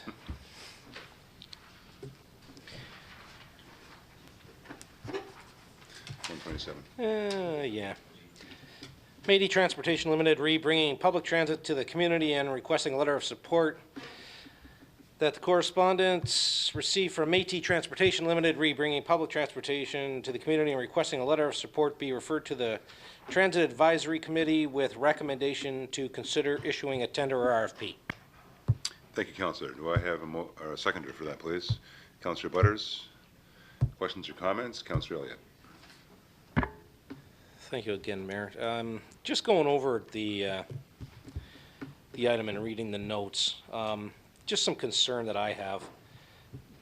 It seems to be light on details. There doesn't seem to be any description. I just went on their website real quick too, and to see what kind of equipment they use. The one van that they've got posted doesn't appear to be accessible transportation. There doesn't seem to be any lift on it for any wheelchairs or anything like that. They don't show, it does say in fine print at one point that they are not supported by any level of government, that they are fully funded, and I guess that raises a question to me on how they operate without funding from any level of government when there's not a transit service in all of Niagara that doesn't receive some kind of support via a municipality. The region supports the regional transit. We support the link that we have through Welland and the Port Colborne bus that runs around. So I guess my question is, how do they run 100% financed on their own? It can't be through the fare box because there's not near enough ridership on any transit, and I believe there's only maybe 2 or 3 transit systems in the entire world that are self-supporting, and yet they say that they run it 100%. There's some things that I see that they run advertising prices that show the inside, the outside of the bus, in bus stops. What are their goals? What do they want control of? Who runs the advertising? Who's driving the buses? What are the buses? It says that they're going to run a survey to see if we want transit. Are we happy with transit? What do we need? I don't hear too many complaints about the transit system that's in place right now, so I'm kind of perplexed at, do we need anything? Well, we've already got one, so there's obviously a need there. We saw, I think in the last report from Mr. Sinez, that ridership had gone up, fares had increased. So I'm kind of confused that the unsolicited proposal from this transportation company, I know that they've got support from some municipalities, I'm assuming that either don't have transportation per se right now. I know that Wainfleet's one that they've approached, and Wainfleet Council has supported it. So I'm kind of trying to figure out, these guys are coming in, asking us to support their application for transportation. The recommendation is that that we support it. In the item number that I read, it says that Transit Committee, refer to the Transit Advisory Committee with a recommendation to consider issuing a tender or an RFP. And I'm trying to figure out why we're going to put it out to RFP. If anybody's got an issue with the service that Welland Transit provides, I'd like to hear it. I don't know if the Transit Advisory Committee has heard any negatives about it. I know they've expanded their service. They've done everything we've asked them. I'm just looking for an explanation of why this is coming and if there's any negatives about the service we have now. Thank you, Councillor. Further questions or comments? Councillor Doucette. Wagner. I tend to agree with Councillor Elliott. I'm on the Transportation Committee. I see this as competition for a system that we've taken from nowhere to what we have today, and what these individuals will probably do is come in and compete with us. If they do that, then we may wind up with nothing. And I know that if this goes to the Transit Committee, I will definitely not be supporting it, and I will be speaking against it for that simple reason. What they want to do is develop a bus system here, and we've already got one. Now, if you're a community that doesn't have any, then it's worthwhile. Well, we already have one. Maybe they are under the impression we have none. Maybe that's what it is. I don't know. But I have, unless I can get a complete response from them telling me exactly what they want and how they're going to do it, and not take ridership away from us, then I can't support this in any way, shape, or form. Not even going to an RFP. There's no way that I will support it. Thank you, Councillor. Councillor Bodnar, then Councillor Butters. Thank you, Mr. Mayor. I think, I know I was present, I think you were, they did a presentation to the Transportation Strategy Steering Committee that the mayor and I both sat on, Councillor Barrick, and they did a full presentation. And their claim to fame is that there's virtually no cost to the community for, they absorb the cost. You know, if I can remember, that presentation was a while ago, and I don't think, maybe you can remember, I don't know if the region followed through any further on anything other than receiving it, but their claim to fame is they provide that to communities at virtually no cost. So is it worth hearing them out? Certainly they would replace the system we have now and possibly join up with what's there. I don't know whether that's good or bad because I haven't seen what they're proposing, but I know they are in the area and they have presented to regional council or to the committee. Thank you, Councillor. Councillor Butters. Thank you, Mr. Mayor. Actually, I'm not afraid of looking at anything that saves the taxpayers money. Last time I checked, it's a free market economy. We're generally open to new ways of doing things. So if it met our needs, seemed a good line of action, why wouldn't we have a look at this? Thank you, I can support. Thank you, Councillor. Councillor Demery. Thank you, Mr. Mayor. I would not see a problem with maybe discussing the idea of working with this company. They may well be able to take our rural issue away from us. I mean, we have a problem with providing rural transit. They may be able to take that part and partner up with us. Certainly, there would be competition, and certainly we would be at risk for losing what we have right now, and it may not be a good substitute. We don't know that. But unless we sit down at a table and discuss it, we aren't going to know what the possibilities are. I would support sitting down and discussing it. Councillor Elliott. Thank you, Mayor. Yeah, I got nothing against saving money. I'm just trying to figure out what their offer is. You know, just to come out with a blanket statement that says we operate on no subsidy when everybody operates on subsidy. I mean, for a transportation company to say that, you go on their website and you look at their equipment, it does not show accessible buses. Do they have accessible buses? Who runs the buses? What training do they have? What kind of insurance do they have?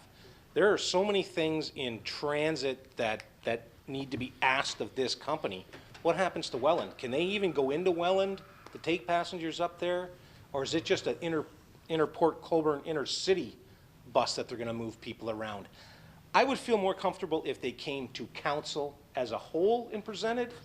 I get that they want to go to the transit committee, and I can understand that, but I would be more comfortable if they came here before all of us, so we could all hear, so the TV camera can see what they're going to say, people in the community know, for them to go out and to ask questions. What questions are they going to ask? What's the survey? Tell me what the survey is going to say. How are you going to put it forth to our residents? If they're just going to ask, do you want a transit system? Well, sure. I mean, everybody's going to say yes. Would you like a transit system that doesn't cost you anything except the fare? Okay, describe what that transit system is. I think there's a lot of unanswered questions. If we're going to take away what we have, and like I say, I really haven't heard that many complaints about the system that we have. So if you're going to remove something that everybody is comfortable with, we know who we're dealing with, and replace it with somebody that I don't know where their closest transportation system is to Niagara. I really don't know. I've never heard of them before. So I don't know if they have a transportation system that's operating in a municipality. How does it work? Maybe we should do some background and phone and ask them what their fleet is like. What condition is it in? There's a whole bunch of things that, just to say we're going to go and put it out for an RFP and hear them. We're going to hear them, come before council, present your business case here, let us all know. It's one thing to go to a committee, but it's a totally different thing when you come to committee, to the committee of council and talk to us here. Further comments or questions? I have Councillor Demery, then back to Butters. Thank you, Mr. Mayor. I would just like to possibly amend the motion that's in front of us and go along with it right up to where it says recommendation to consider issuing a tender or RFP. I think we should just leave that part off, but refer to this to the Transit Committee for further discussion. Once it gets to the point where it's been discussed, and if the Transit Committee is supportive of it, then maybe bring it back in front of council. Just a way of getting things happening a little quicker. Thank you. Councillor Butters? Yes, I would agree with Angie on that one totally. This basically is saying to refer to the Transit Advisory Committee. That's why we have that committee. Otherwise, you know, why do we even have them? That's kind of that's their job as a committee to kind of look over these things and then advise us. And that doesn't mean that they can't come to council at a later date. I think all of Councillor Elliott's points are certainly well taken. Lots more information has to be found out, but I think that the advisory committee place is the place to do that. Thank you. Thank you, Councillor. Any further comments or questions? Councillor Elliott? I'll take Councillor Demery's motion to strike the last 5 words. I was going to suggest the same thing. You beat me to the punch. And I understand that Transit Advisory Committee is who looks after it, but I think this is bigger than just a Transit Advisory Committee. You're talking about doing away with the system that we have in place and changing it over to somebody else, and I think that is a step above. No offense to the committee members, but a step above a decision that they may make. They may have a recommendation, but I think it's something that we should discuss as council as a whole. Thank you, Councillor. If I can just jump in here for a second, guys, if I may, members of council. And the reason, as Councillor Bodnar alluded to, we've been sitting on the Transportation Committee for the better part of the last term of council, and for myself for the better part of the last 2 decades. And to say it frankly, it's been very frustrating. You know, at the end of the day, the bottom line is that the region, Big R region, has unfortunately, well, I'll say it this way, that unfortunately the regional politics has become an albatross around the neck of transportation progress in the region of Niagara. You know, it's actually, quite frankly, embarrassing when the region of Niagara, a world-class destination, simply does not act like it. When you compare ourselves to anywhere in Canada, there is no comparison. But yet, when you go to Kingston, you go to Kitchener, you go to Windsor, you go to Ottawa, you go to any bigger region in Ontario, Canada, they have regional systems. Harry, you came from Windsor. Regional transit, integrated transit, Newmarket, integrated transit. Yeah, you know, so it's actually pathetic, quite frankly, that we haven't got to that point yet. We haven't got our, what together and put together an integrated transit system. I mention that because I think there may be an opportunity here, twofold. One, and going to the questions asked, the presentation that we had given to us at the region essentially was given to us with the premise being no cost. There's absolutely no cost to the taxpayers. Quite frankly, do I care how they do that? No. You know, if they do it through ads, which I believe they mentioned, so be it.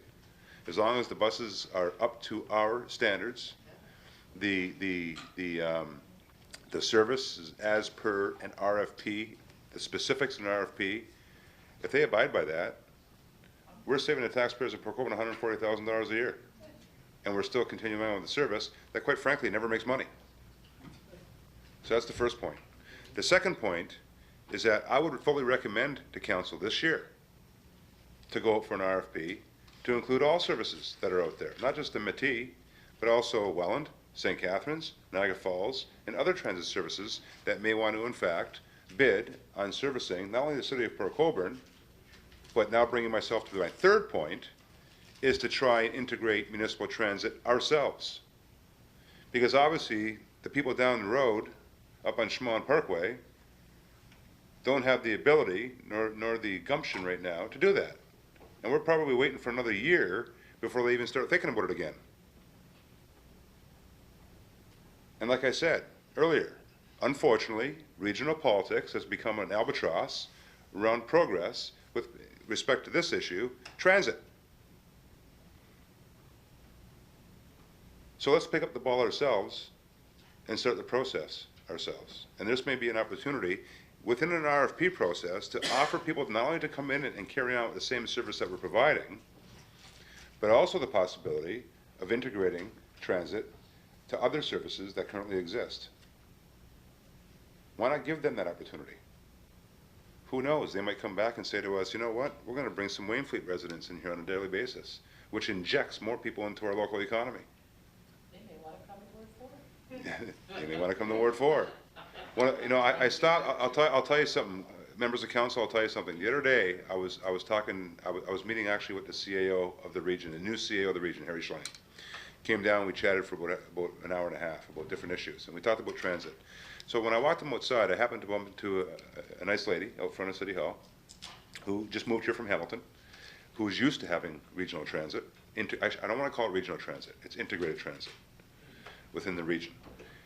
And her biggest concern, although a great service that she enjoys, it goes north and south. It doesn't go east and west.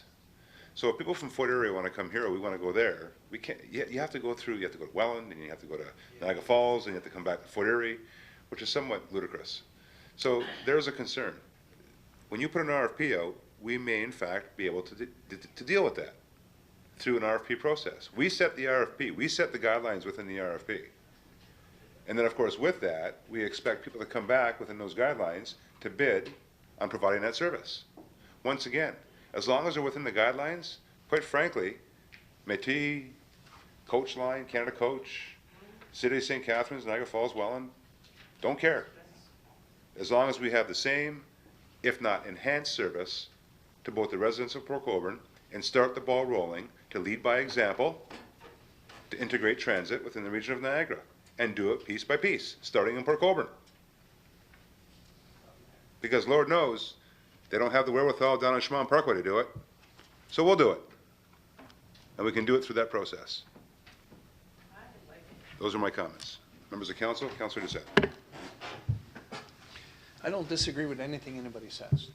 My only concern is if we wind up with something that doesn't work and we've now lost hours, can we now, or will we be able to reboot it back up again if they turn around and disappear?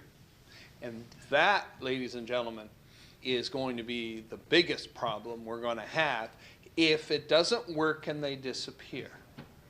That's the only concern I have, and that's my biggest concern, okay?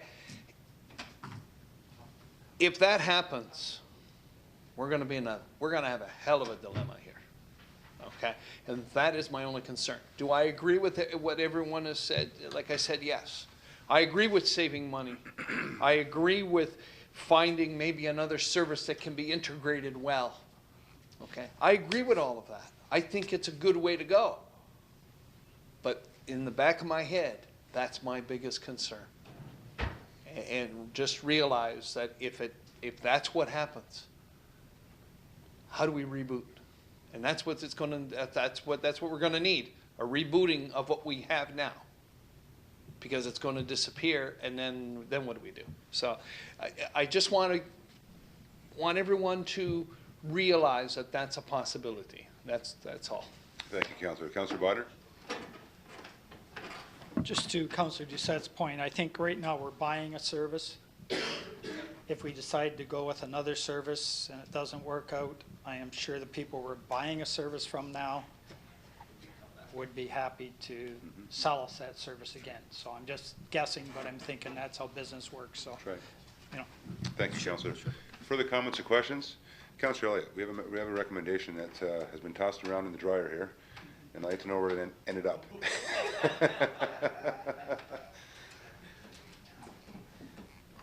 I think we ended up with that the correspondence received from Métis Transportation Limited rebringing public transit to the community and requesting a letter of support. I'd like to see that struck, letter of support.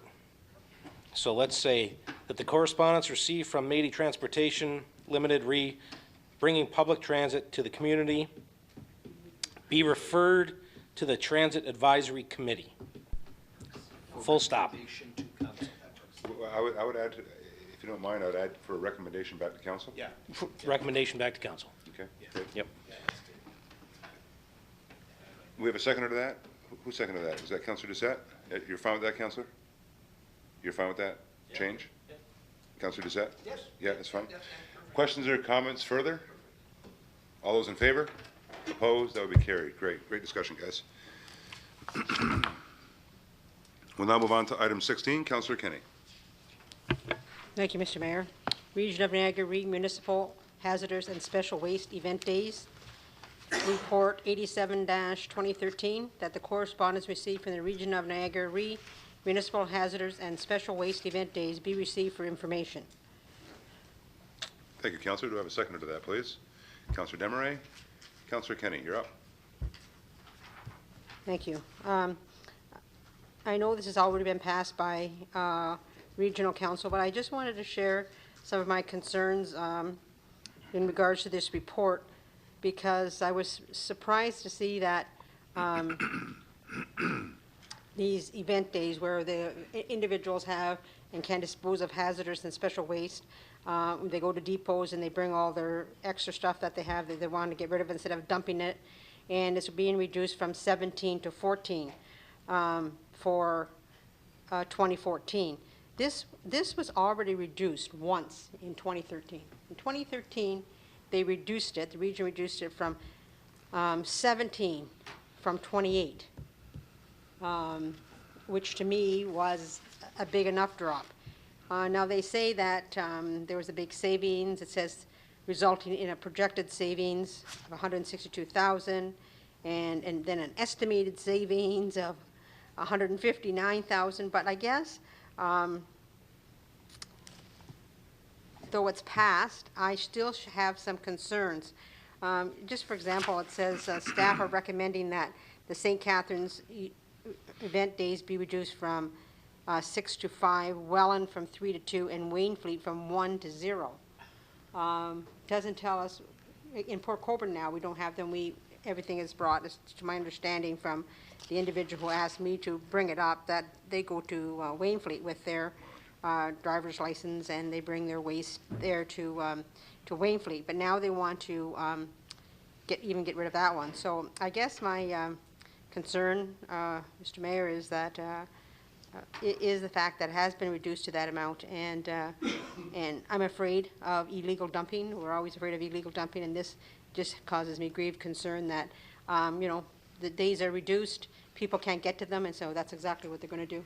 They're going to be dumping them on the side of the road, in a field, any place to get rid of it, and that's my concern. Thanks. Thank you, Councillor. And those concerns were brought forward at the committee level as well as council. Well, not so much council, more committee, especially with respect to illegal dumping, and especially with respect to illegal dumping in the rural areas, especially the rural communities like West Lincoln and Wainfleet. We're very concerned about that. But as you can see in the report, that follows the recommendation. The decrease, 11% decrease in vehicle traffic, the 13% increase in average volume per vehicle, which means, you know, less vehicles, but they're carrying more and they're bringing more in, which lends itself to the recommendation, and of course the rest of the percentage increases and decreases.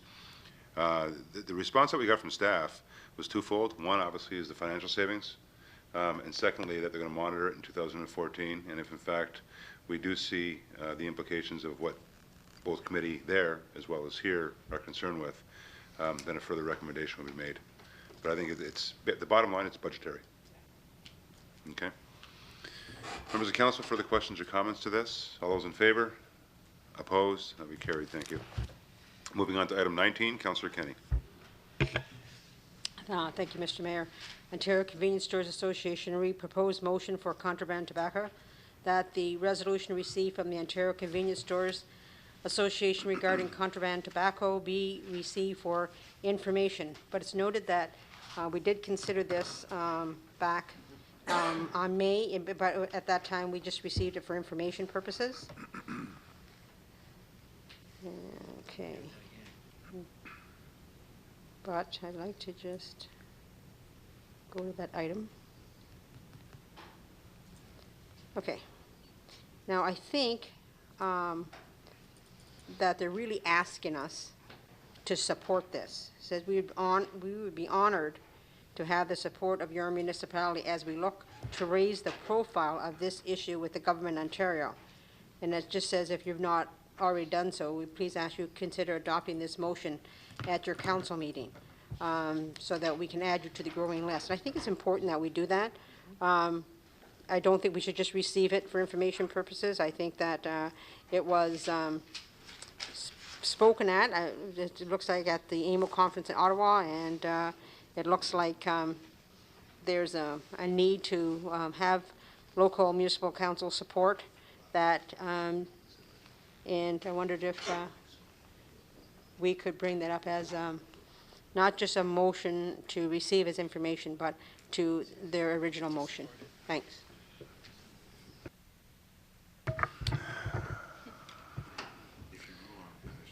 This has already been dealt with by council. Council had put a motion forward to receive it only. So I would rule that if council wants to bring this back to the table, it would have to be a motion to reconsider, unless the clerk's going to kick me and say, no, that's wrong. But she hasn't kicked me yet, so. But, so, Councillor Kenny, if you want, and by all means, I'm not going to say you're afraid to put a reconsideration vote, but don't hesitate to, if in fact you believe in the fact that this motion should be actually reconsidered. So it would be a two-step process. One, as Councillor Danch did earlier, would be to ask for council's support for reconsideration to bring this back on the table. And then secondly, you then introduce the motion. Thank you, Worship. Through you to the clerk. Ashley, it's in our agenda package as an item for us to consider. And like I said, we didn't obviously consider it in May. So I'm asking, I guess, do we indeed do have to do, as the mayor said, have it? Or can we just vote on the item that's on this council package asking for support? This is asking for support. Before I ask Ashley to stand up and comment, it is the same recommendation that we already passed. That's listed on the agenda. So why did it come up again? Madam Clerk? Thank you, Mr. Mayor. It was brought forward once more because it is addressed to Mayor and Council, and every time that I receive correspondence to that effect, I need to bring it forward to Council for consideration. So that's why there was the note on the agenda that it was previously considered and received and filed. Which is the same recommendation this evening, but you have every right to bring it back up to change that. As a notice of motion? No, Member Kenny, I would recommend that you bring it back up as a reconsideration. We can deal with it tonight. So you're going to need leave, because you should give notice of motion that you would put a motion forward at the next meeting for reconsideration. But if you want to deal with it tonight, I don't think it's going to, we don't have an overcrowded gallery here that I'm sure are going to be wanting to see this debate. So I would accept 3 motions, 1 for leave, Okay, 2 for reconsideration, and 3 the motion. Okay, then I will ask for a motion for leave. Okay, do I have a seconder to that, please? Councillor Elliott? Sorry, Ashley.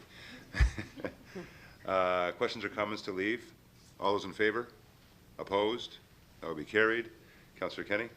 Then a motion to bring this forward for reconsideration. Okay, so you're going to bring forward for reconsideration what, Councillor Kenny?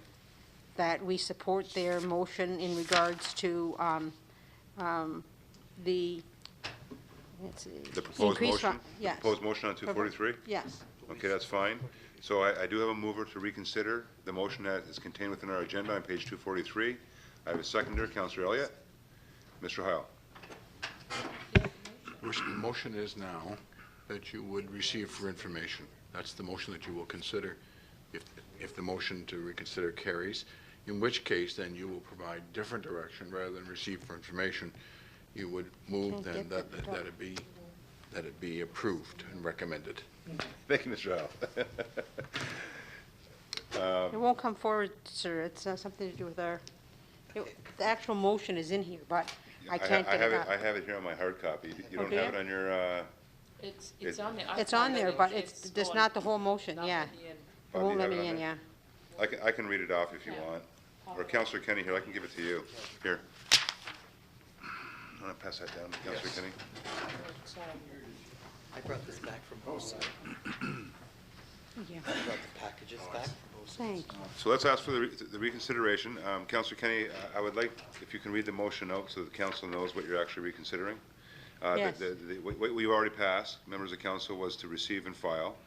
And Councillor Kenny is asking for a reconsideration to bring this back on the table to then debate the motion she's about to give to you.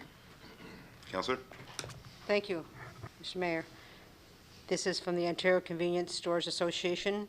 Whereas contraband tobacco has negative public consequences and impacts, such as unrestricted youth access to tobacco products and an increase in criminal activity. And whereas contraband tobacco products are easily accessible in our community. And whereas small businesses are sometimes forced to close because of the sale of contraband tobacco. And whereas small business in our community and government in general stand to benefit from the institution of tougher restrictions on contraband tobacco.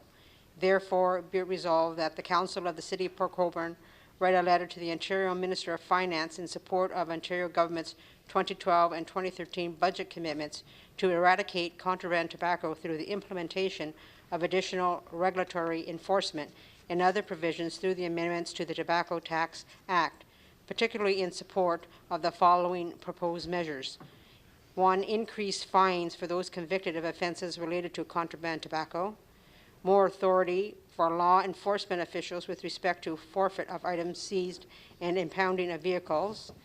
Drawing on the best practices of other jurisdictions and working collaboratively with the federal government and other jurisdictions to enhance contraband tobacco control through joint enforcement efforts and strengthening provisions to improve the Tobacco Tax Act in meeting the government's commitments, and that the provincial government be encouraged to continue to strengthen their strategies to address the manufacture and supply of contraband tobacco and maintaining their commitment to introduce amendments this fall to implement these measures, and that surrounding municipalities be made aware of the actions taken by this council to address the concerns presented by contraband tobacco, and a copy of this motion be forwarded to the Association of Municipalities of Ontario.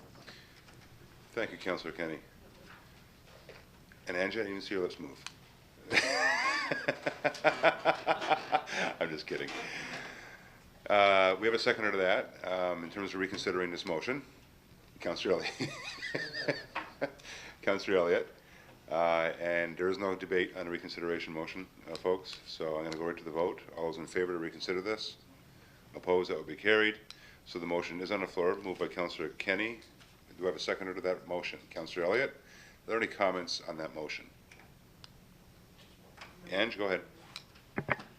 Thank you, Mr. Mayor. I just wanted to say that I had brought this motion back from the OSAM conference, along with a goodie bag from the association to give to each of the VIAs and the Chamber of Commerce, which we did distribute, so that it would be out there in the community and the retail stores would be aware of it.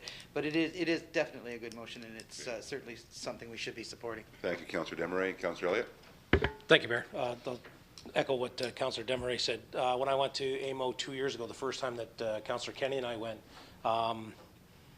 the Corner Store Association or Convenience Store Association presented at one of the luncheons that we had, and they were championing this 2 years ago, and they're still championing it now. So obviously, they're looking for support from as many municipalities as possible. I'm not quite sure that there's an issue with contraband in our municipality, but obviously, is there? I mean, through corner stores. I don't know if they're doing it. But across the province, the presentation that they had was mind-boggling on how many dollars are lost through taxes through this. Not only that, but where the cigarettes are coming from and things like that. So, yeah, throw our support behind this one and help them out as much as we can. Thank you, Councillor. Any further questions or comments, members? The only comment that I want to make is yes, it is happening around here. It's one of the arguments that I've had with the police chief on many occasions with respect to our detachment here in Port Colborne. We have a border here in Port Colborne. It's called Lake Erie. And believe me, there's a lot of activity that happens back and forth on Lake Erie that we don't see, especially at the dead hours of the night.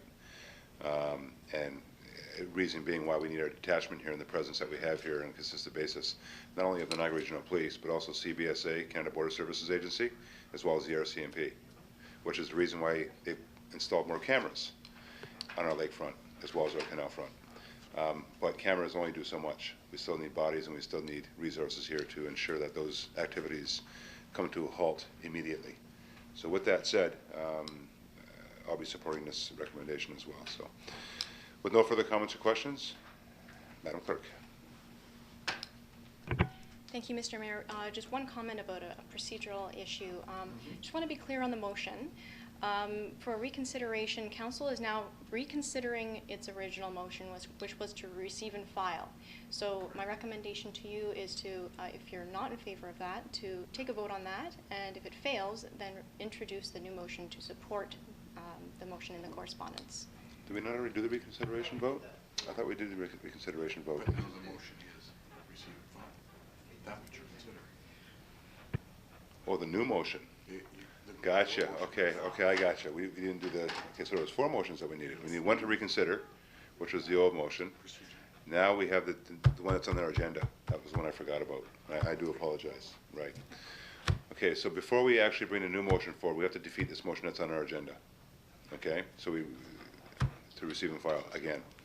Okay? So, procedure, right? Isn't it fun? Thank God we have Ashley here.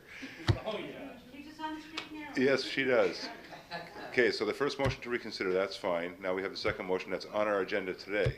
Although it's the same motion, it's still on our agenda, so therefore it has to be dealt with. Thank you, Ashley. Which was approved in March. Moved and seconded. I'll use the same 2 movers. Kenny, Elliot. So you're turning this down, okay, to reconsider the motion. So all those in favor? Opposed? That would be lost. That's good. No recorded vote needed on that, guys?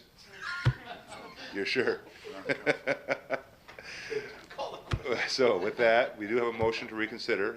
Councillor Kenny has read the motion. She doesn't, we already did the reconsideration vote. Now we're down to the main motion that you've done. Did you want to read that again? No, you don't want to read it again? Are there any further questions? Councillor Bonner's getting very antsy over there. So with no further questions or comments, your pleasure to the motion. All those in favor? Opposed? That would be carried. Great job, guys. Thank you. Councillor Bonner, you can now once again enter the ring.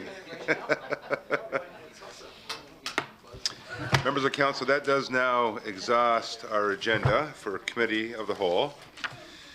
I'm going to ask if there's any notices of motion. Are there any notices of motion this evening? Councillor Bodner, go ahead. You give me that look. What's Mr. up? Mayor, it's not a notice of motion, but I don't know where to ask this, but we seen tonight, and you could tell me whether I can do this or not, but I'm going to do it, and you can tell me to stop.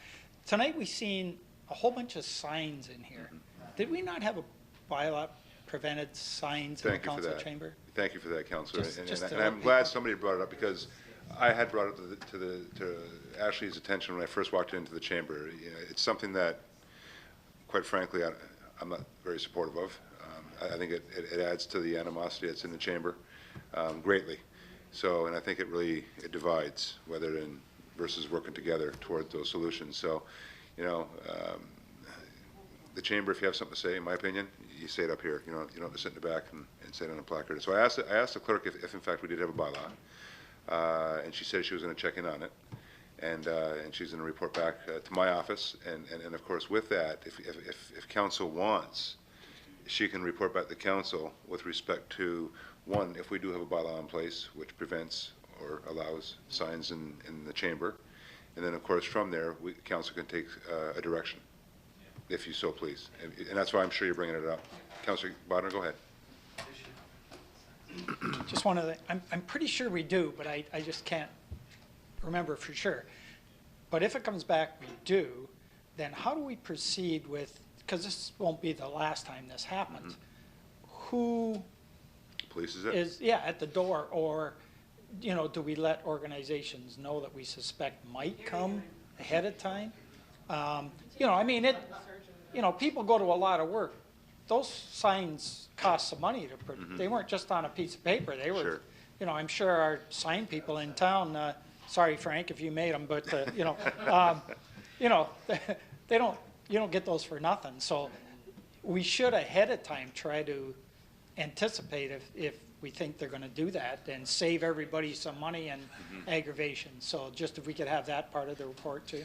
So if we have some staff direction, I won't do it in motion, but if we can have some staff direction of council by consensus, and Councillor Demer, I'll come to you in a second, but if we can have the clerk come back with a report outlining that. And what I would also say, Ashley, is instead of trying to reinvent the wheel, if we can look at some other comparables, because those answers can be answered, those questions can be answered in other bylaws that municipalities may in fact have in place, such as how to inform the public, how to police it, so on and so forth, versus trying to bang our heads against the wall to try to figure that out. Councillor Demery? Thank you, Mr. Mayor. It would be maybe simple rules of conduct or something that could be given to anyone who registers as a delegate or a presenter, so that just they know what's allowed and what's not allowed, and they could certainly share that with whoever they're bringing with them. Great. Thank you, Councillor. Okay, Council's fine with that? Great. You fine with that, Ash? Good. Okay. Let's move on to other notices of motion. Are there any other notices of motion? With none, move to adjourn this portion of tonight's agenda. Councillor Doucette, Councillor Desmarais, questions or comments? All those in favor? Opposed? Carried. We will now move on to our council agenda. Madam Clerk, are there any addendum items? Thank you, Mr. Mayor. None this evening. Really? Perfect. Motion to confirm the agenda. Councillor Danch, Councillor Butters, questions or comments? All those in favor? Opposed? That will be carried. Disclosures of interest? That was quick. No, we got 3 of them now.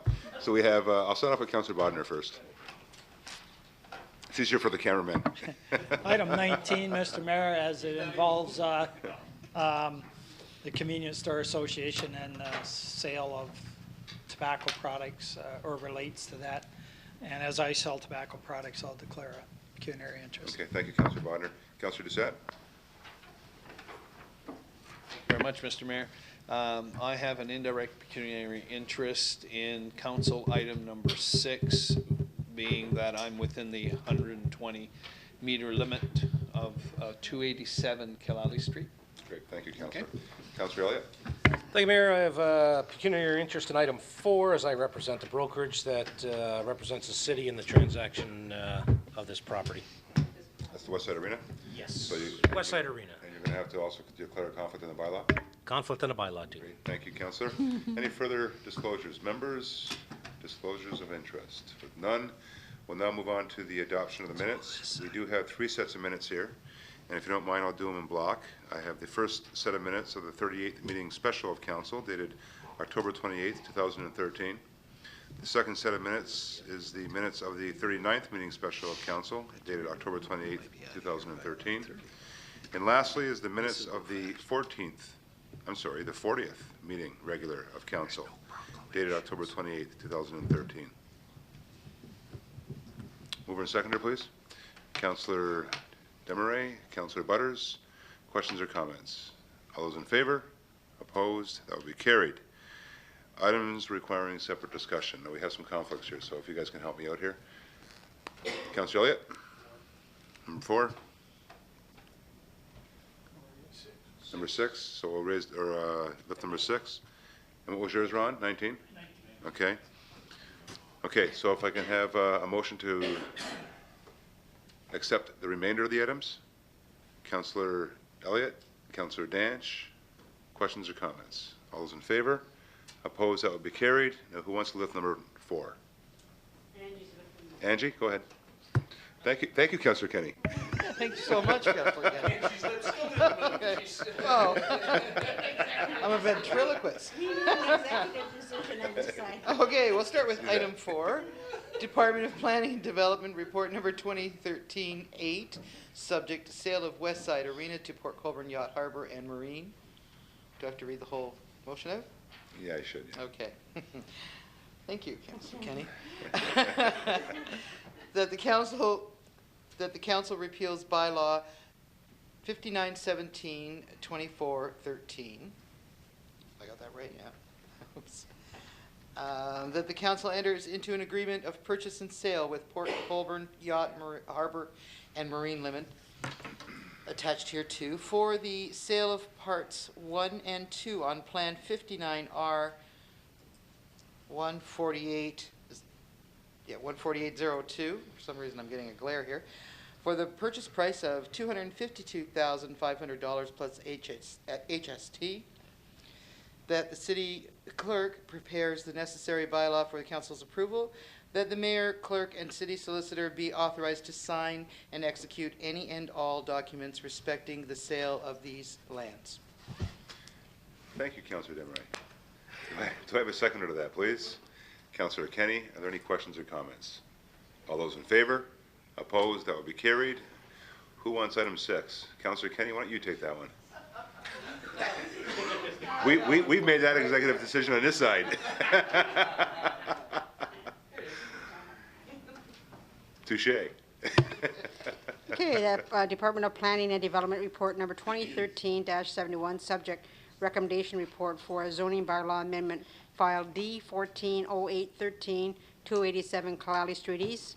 One, that the Council of the City of Port Colborne approves the zoning bylaw amendment attached hereto as Appendix A, rezoning the land from the existing R2-26 Bank to R2-26H Neighborhood Commercial and Bank Holding. 2, that the City Clerk is hereby authorized and directed to proceed with giving of notice of passing of the bylaw in accordance with the Planning Act. 3, pursuant to the provisions of Section 3417 of the Planning Act, that no further notice of public meeting be required. Thank you, Councillor. Do I have a seconder to that motion, please? Councillor Elliott, questions or comments? All those in favor? Opposed? That will be carried. Item 19, Councillor Elliott. Thank you, Mayor. Ontario Convenience Stores Association reproposed motion for contraband tobacco. No, Council previously considered this motion at its meeting of May 13, 2013, at which time it was received for information. That the resolution received from the Ontario Convenience Stores Association regarding contraband tobacco be approved by Council. Yes? Does that work? Yes, I'll have the wording in the agenda. That's fine. Do I have a seconder to that, please? Councillor Kenny. Any speakers on the motion? All those in favor? Opposed? That will be carried. Thank you. We'll now move on to the minutes of boards, commissions, and committees. I do have the minutes of the Accessibility Advisory Committee meeting of October 9th, 2013. Members of council, it is in draft form.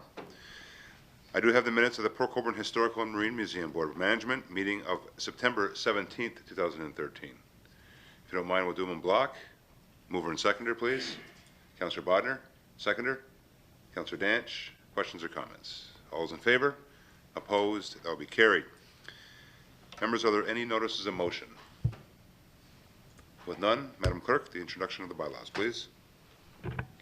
Thank you, Mr. Mayor. I'm going to separate out the first bylaw in order to respond to the conflict. Bylaw 6013111913, being a bylaw to authorize entering into an agreement of purchase and sale with Port Colborne Yacht Harbor and Marine, and regarding the sale of 54 West Side Road, and to repeal bylaw number 59-117-2413. This bylaw is introduced 3 times and is recommended to be finally passed. Thank you, Madam Clerk. Mover and seconder, please. Councillor Bodner, Councillor Kenney, questions or comments? All those in favor? Opposed? That will be carried. Madam Clerk. Thank you, Mr. Mayor, that the following bylaws be read 3 times and finally passed. Bylaw 6014-12013, being a bylaw to amend bylaw 1389-82-83, respecting lands legally known as Part Block F, Plan 775, part of King Street, plan of Lot 28, Concession 1, former Township of Humberston, now the City of Port Colborne, Regional Municipality of Niagara, municipally known as 518 King Street. Bylaw 6015-12113, being a bylaw to amend zoning bylaw 11509781 as amended, respecting lands known as Lot 24 to 26 NP 788, former Township of Humberston in the City of Port Colborne, Regional Municipality of Niagara, municipally known as 287 Kalali Street East.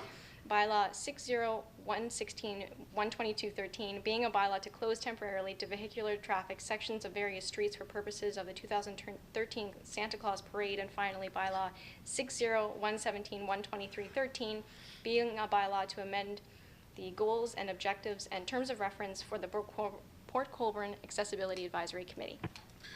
Thank you, Madam Clerk. Well done. Mover and seconder, please. Councillor Doucette, Councillor Kenny, questions or comments? All those in favor? Opposed? That will be carried. Ashley, the confirmatory bylaw. Thank you, Mr. Mayor. The following bylaw be read 3 times and finally passed. Bylaw 6018-12413, being a bylaw to adopt, ratify, and confirm the proceedings of the Council of the Corporation of the City of Port Colborne at its special and regular meetings of November 12, 2013. Thank you, Madam Clerk. Mover and seconder, please. Councillor Kenny, Councillor Desmarais, questions or comments? All those in favor? Opposed? That will be carried. I'm assuming that the next agenda item is a motion to adjourn. What's that? There's no closed session, so I guess that threw things off a little bit. Okay, guys, we don't have a motion on the agenda to confirm or to adjourn, so we're not going to adjourn for a while. We're just going to sit around, maybe, you know.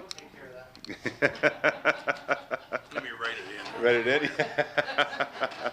Motion to adjourn, please. Councillor Danch, Councillor Bodner, are there any questions or comments to that?